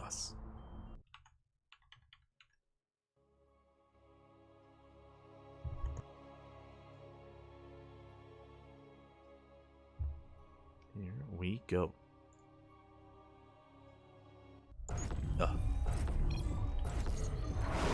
As spawning in the top left-hand corner of Equilibrium, we have the red Protoss player representing Storm Gaming, leading the series 1-0.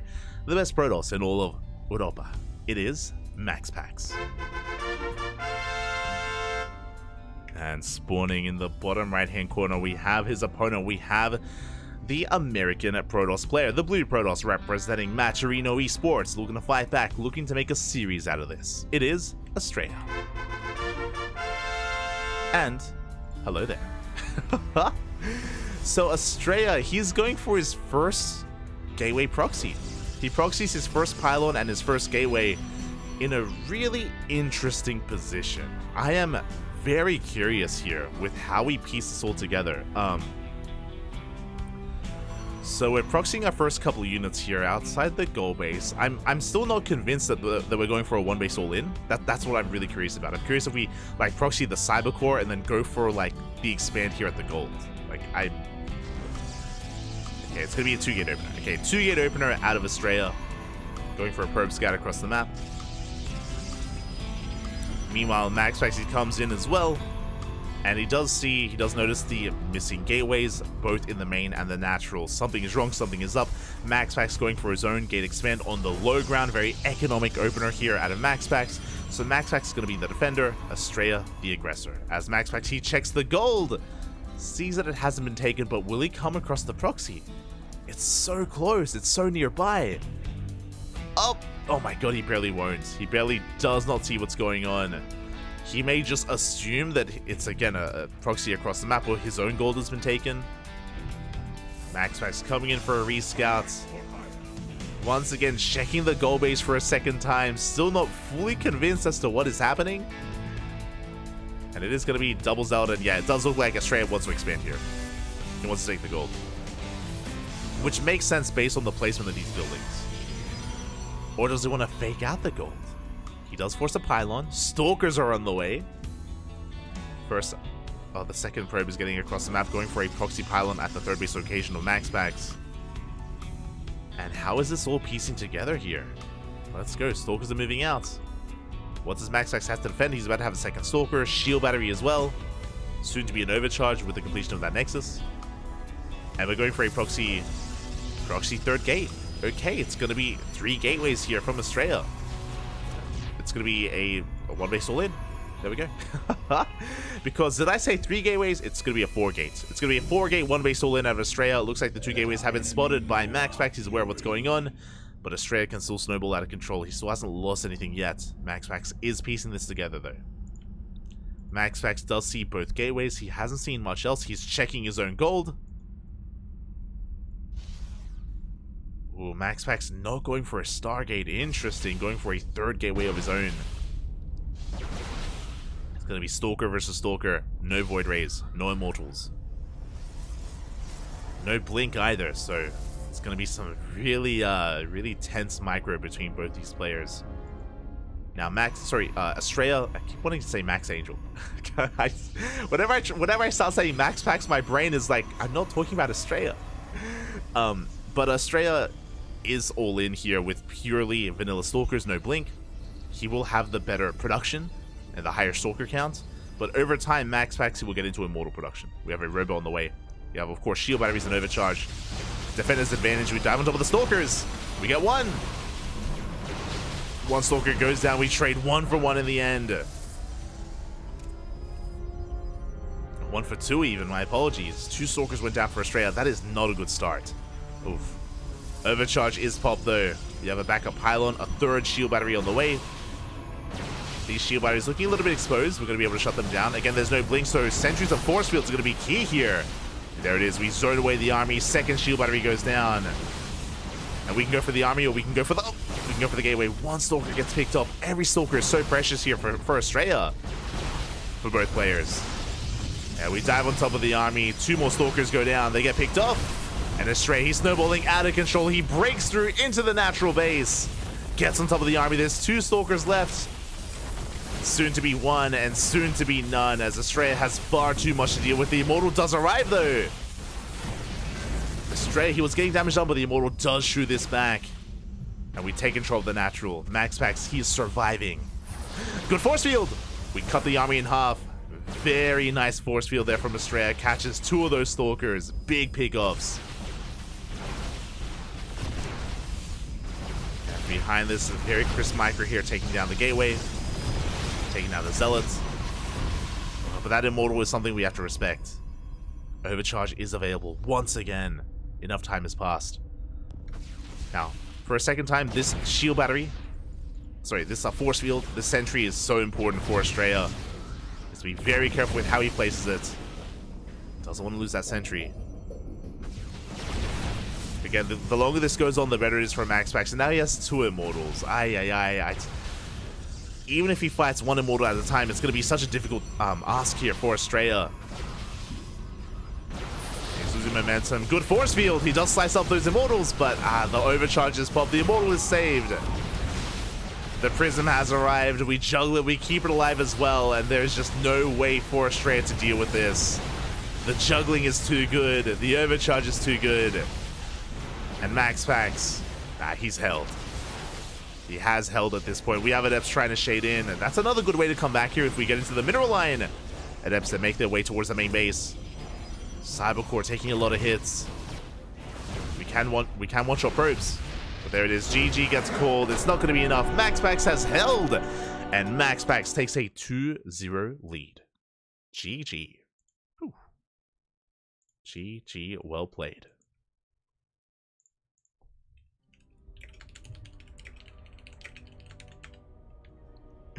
And with that, MaxPax is 1 game away from taking the entire series here. From becoming this week's ESL Open Cup Americas champion. Australia, he needs your help. He needs your support here and now to create a series out of this. I want a back and forth. I want us to get at least 1 more game here between these 2. At least a game 4. But the pressure is on Australia.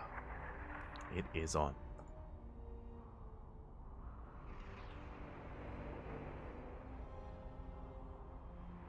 You said doo-doo. I did. I did notice that, dude. I don't say it too often, but every now and then, during a cast, like maybe once a week, I say that and it stands out in my brain. I'm like, I just said that. But here we go. We're getting into game number 3. Potentially the final game of the series. The final game of the tournament.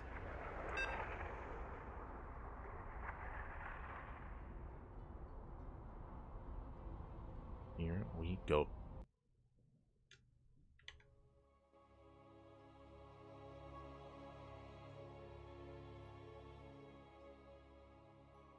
So game 3 is going to be taking place on Hecate.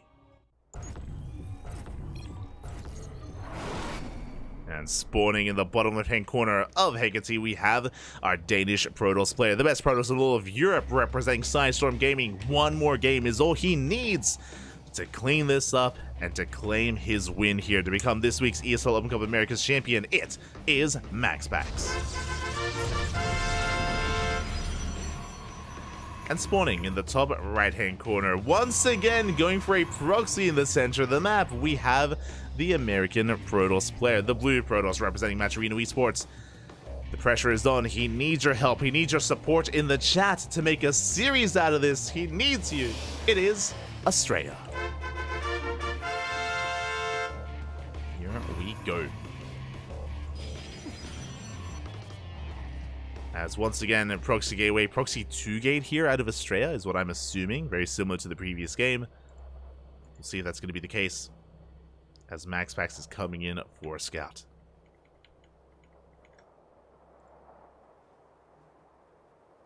Going to be slipping into the bases here of Australia. And there it is, proxy 2-gate, just like the game we just casted. Now, this 2-gate in the last game, of course, led into a 1-base 4-gate all-in. We'll see if that's the direction that we go in once again for Australia. Meanwhile, MaxPax just going for his own gate expand on the low ground. Second gas geyser should be leading to a faster Stargate before Nexus, but we'll see. As MaxPax comes in for the scout, does recognize that the first pylon is missing, that the first gateway is missing, and MaxPax is on the hunt. He is looking, scouting for where that proxy could be. Did check on the left-hand side.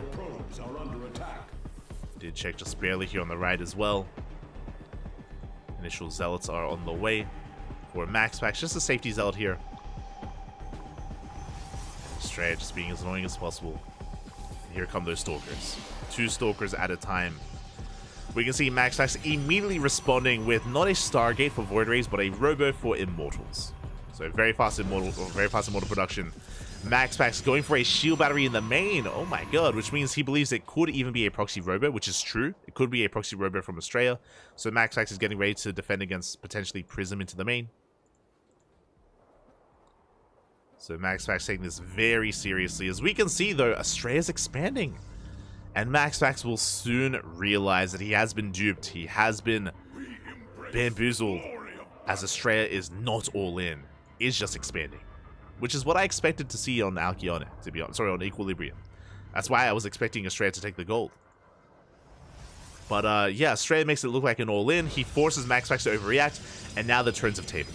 Now MaxPax throws down a second gateway. He already has a delayed expansion. I'm pretty sure MaxPax is now going to be the one that goes all in instead. We'll see. We'll see if he throws down a third gateway, which is really what I'm waiting for. Either a third gateway or we expand. One or the other.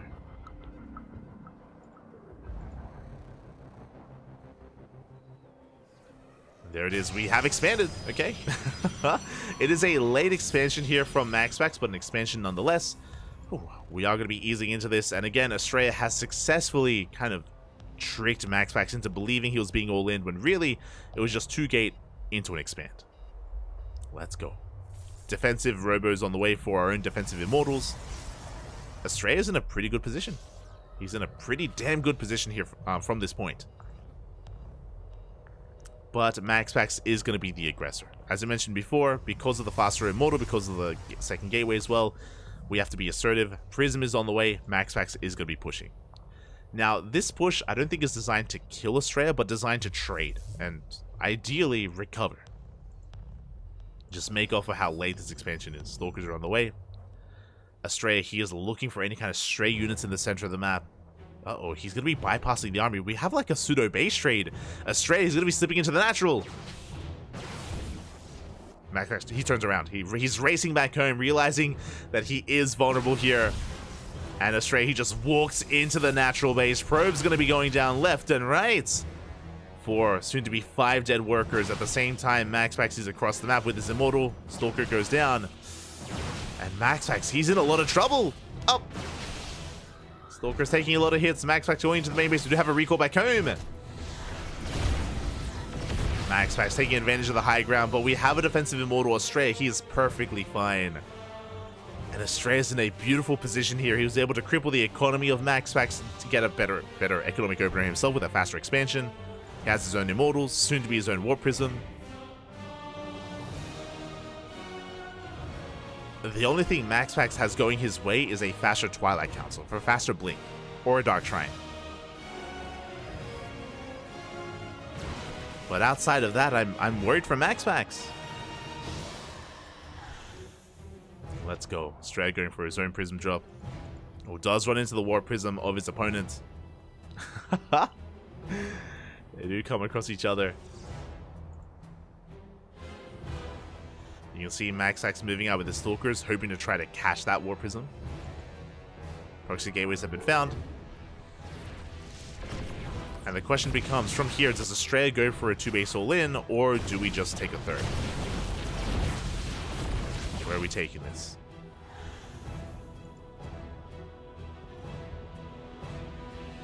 Where are we taking this? As MaxX is turning back around. Estrella dipping into the main. And there it is. Gateway explosion. 2-base all-in. 4 gateways on the way here for Estrella. Instead of expanding and taking a third base, he just doubles down on his production. Dark Shrine as well. Oh my god, we're just getting everything. Getting into DTs. Prism going to be distracting MaxX. Adepts a shade into the natural base as well. Probes are going down. And again, MaxX, you already had a crippled economy, and now his economy even that much more in shambles. He's going for his own Prism drop. There's not much at home to defend. Stalkers are out looking for the Prism. Yeah, they're not in position. No blink though, which means the Prism can escape. MaxX is pushing. But again, little does he know that Estrella is just going to be maxing out here. I say maxing out, just amassing an army here on 2 bases. Gets caught out in the open, though. This is a much better fight for a MaxX. Does get a couple of Stalkers. Estrella has to be very careful to overextend. Gateways are depowered. We can see MaxX expanding. Estrella going for a ninja base. Oh my god. Okay. Ninja base has been taken. More probes going down. We shaded to the main. Oh, and MaxX is being pulled apart. He just can't keep up here with the harass of Estrella. Going to be 7 more dead workers. Now, MaxX does have a hefty immortal count, but that's going to be 9, 10 dead workers here in the main. Oh my god. It's just becoming too much. And MaxX believes he's containing Estrella to 2 bases when really he's doing anything but with that ninja base. That hidden nexus. Dark Templar moving out. Do we have detection? We do not. MaxX does have a robo, but no observers. Which means these Dark Templar, they have a lot of potential. They have a lot of potential for damage. We're going for another big warp in behind this. Estrella is pushing. Likewise, so is MaxX. We could end up in a weird base trade. Things can get a little bit awkward here. As Dark Templar are going to be waddling in.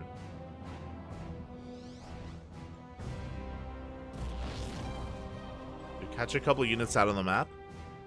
We do manage to crank out 1 observer here in the main base. Prism does go down. DTs are being dealt with, but at the same time, we're pushing in. We force a recall. Estrella pushing into the natural base. He's going to be forced out. But he gets 12 probe kills. Again, Dark Templar in the main and at the 3rd base. Once again, just crippling the economy here of MaxX. Oh, we're getting more. We're getting more probes. Now, army-wise, MaxX does have an immortal lead. So technically, MaxX, if he's forced all in, he could take a fight. Definitely. Meanwhile, Estrella, he's working towards a Forge, Charge, and looks like Blink for his Dark Templar. Shadow Stride, that's it. So with this, Estrella, he's taking a 4th base. He's just macroing. Like, Estrella is not going all in. He is not trying to kill MaxX. He's just trying to get further ahead. That's the goal here for Estrella. Snipes an observer. They'll snipe an observer. 2nd observer is out on the map. MaxX forced to back off, and again, trying to recover economically. Estrella, with his superior economy, is investing in all these forms of tech and all these upgrades. DTs, they do slip into the natural. 9 probes going to be going down. We're heading towards the main base as well. We have DTs all over the place. We're waddling in once again. DT in the main going to be going down, but we have a DT at the third base. And again, MaxPax is just being pulled apart left and right over and over again. Just too much momentum in favor of Estrella. And now we're all in. Now there's no turning back. MaxPax, he knows that he just doesn't have an economy. It doesn't exist. It's all or nothing. We dive on the perceived third, but MaxPax, he doesn't know that there's already another base up and running. That's a kill, not a cancel on the Nexus. Oh, sorry, no, it was cancelled. Was cancelled in the end. We snap the Prism. Stalker's going to town. Yeah, we pull back to the shield battery. MaxPax now realize what's going on. GG gets called with the revelation of the third, and Estrella will fight back. Will put a point on the board. GG. Let's go. GG, well played. We do have a back and forth, and that's all I wanted here. Again, a 3-0 in the finals. Nah, Bobby, that's not what we want. We want something a little bit more competitive between our players. And Estrella did a really great job here at faking out an all-in. Remember, MaxPax, he overreacted, assuming that it was going to be a one-base all-in out of Estrella, when it was just a 2-gate opener into an expand. Estrella, from the beginning, was ahead economically, very quickly went into his own Robo and Immortal production, and MaxPax was strictly one step behind. Was trying to recover in that game, but time and time again, Estrella didn't let him with the non-stop Prism harass, the Adepts, the Dark Templar as well, the faster third, the Ninja base. Estrella was just all over MaxPax. Once he got momentum, he never let go of it. GG. GG, well played. We have a back and forth. And can we go all the way to the ace match? That becomes the next question. Estrella has some momentum on his side. And can we take another game here and force a game 5? That's what I want at least, but we'll see. We'll see where we go. As spawning in the top left-hand corner of Oceanborn, we have the best Protoss player in all of Europe, the Red Protoss, representing Sidestorm Gaming. Bleeding a little bit in that last game, but still one game away from becoming this week's champion. It is MaxPax. And spawning in the bottom right-hand corner, we have his opponent. We have the American Protoss player, the Blue Protoss, representing Macherino Esports. It is Estrella. Once again, going for a proxy, what looks to be 2-gate. This is something that we have seen from Estrella in the past. It's something that we have seen from him quite a lot on Oceanborn, specifically because of the SimCity that you have here available on top of the ramp. So we have one gateway, and they should be leading to a second gateway as well. Meanwhile, MaxPax coming in is going to see this immediately. Oh my god.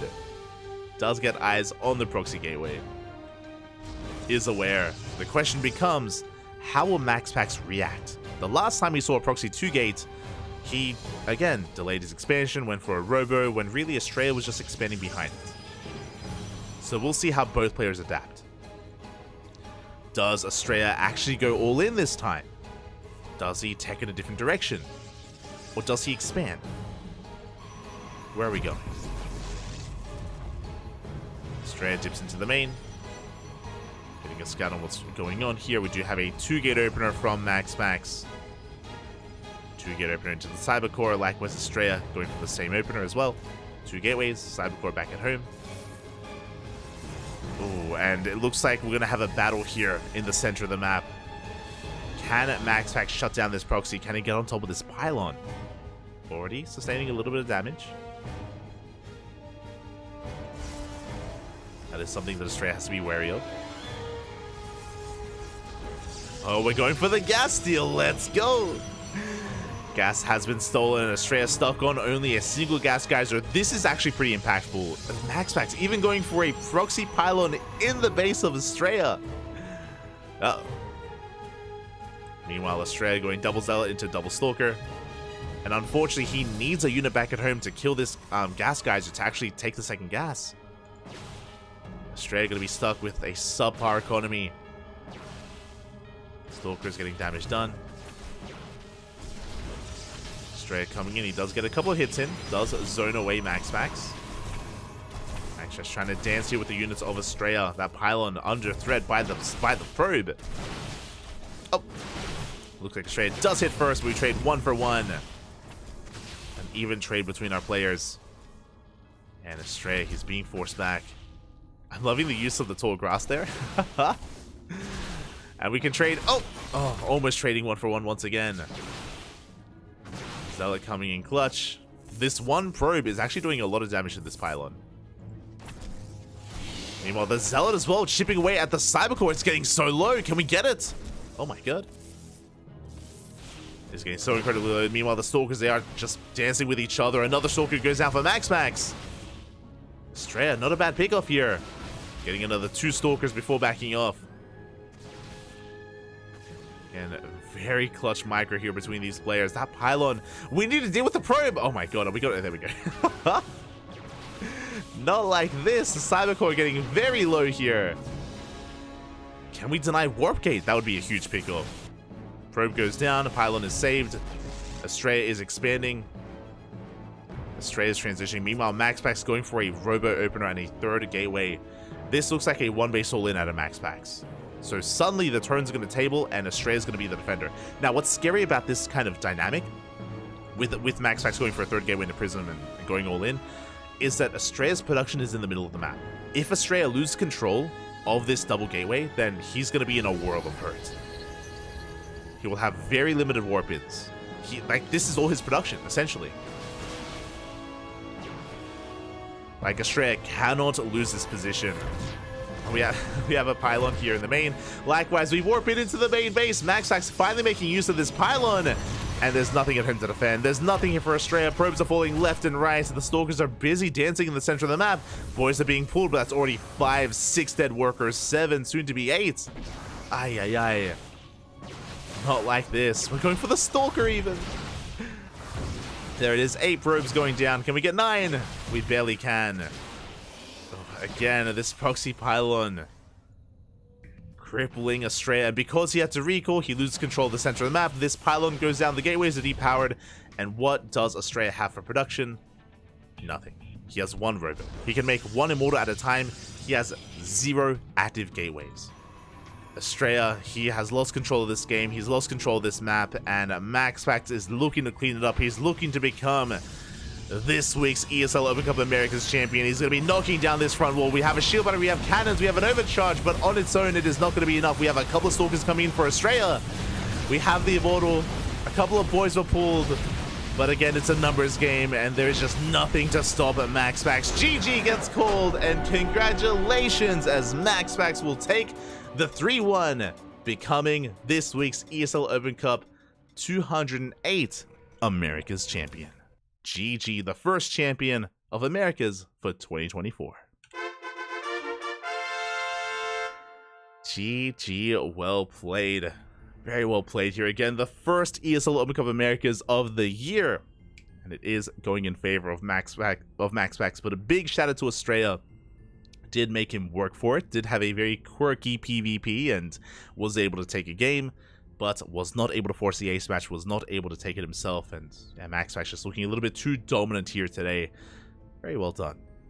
Very well done here, and yeah, we had quite a broadcast here today, back to back. We were live earlier, we were casting ESL Asia. Fun fact, ESL Open Cup Asia was not just the first ESL Open Cup of the year, but the first tournament period of 2024. So we did cast that earlier today. Then we casted ESL Open Cup Europe, casted the European Cup, and now we're here with the Americas. All 3 were covered. We didn't cast the finals of ESL Open Cup Europe because I had to sleep. I did nap for like 3 hours in between events, just to make sure that I could actually maintain my sanity at least a little bit for the finals of Americas. Staying up for all 3 in a row is difficult, and I didn't really have the sleep schedule for it. If I had slept and woken up in time for ESL Asia, then sure, but I'd woken up far earlier than that, so I was not set up for it. Was not set up to cast all 3 today. But we did our best. We casted most of all 3. And yeah, hope you all enjoyed. If you maybe missed out on some of these broadcasts, and if you're curious about what happened in ESL Asia and ESL Americas, the VODs are available both on YouTube and on Twitch.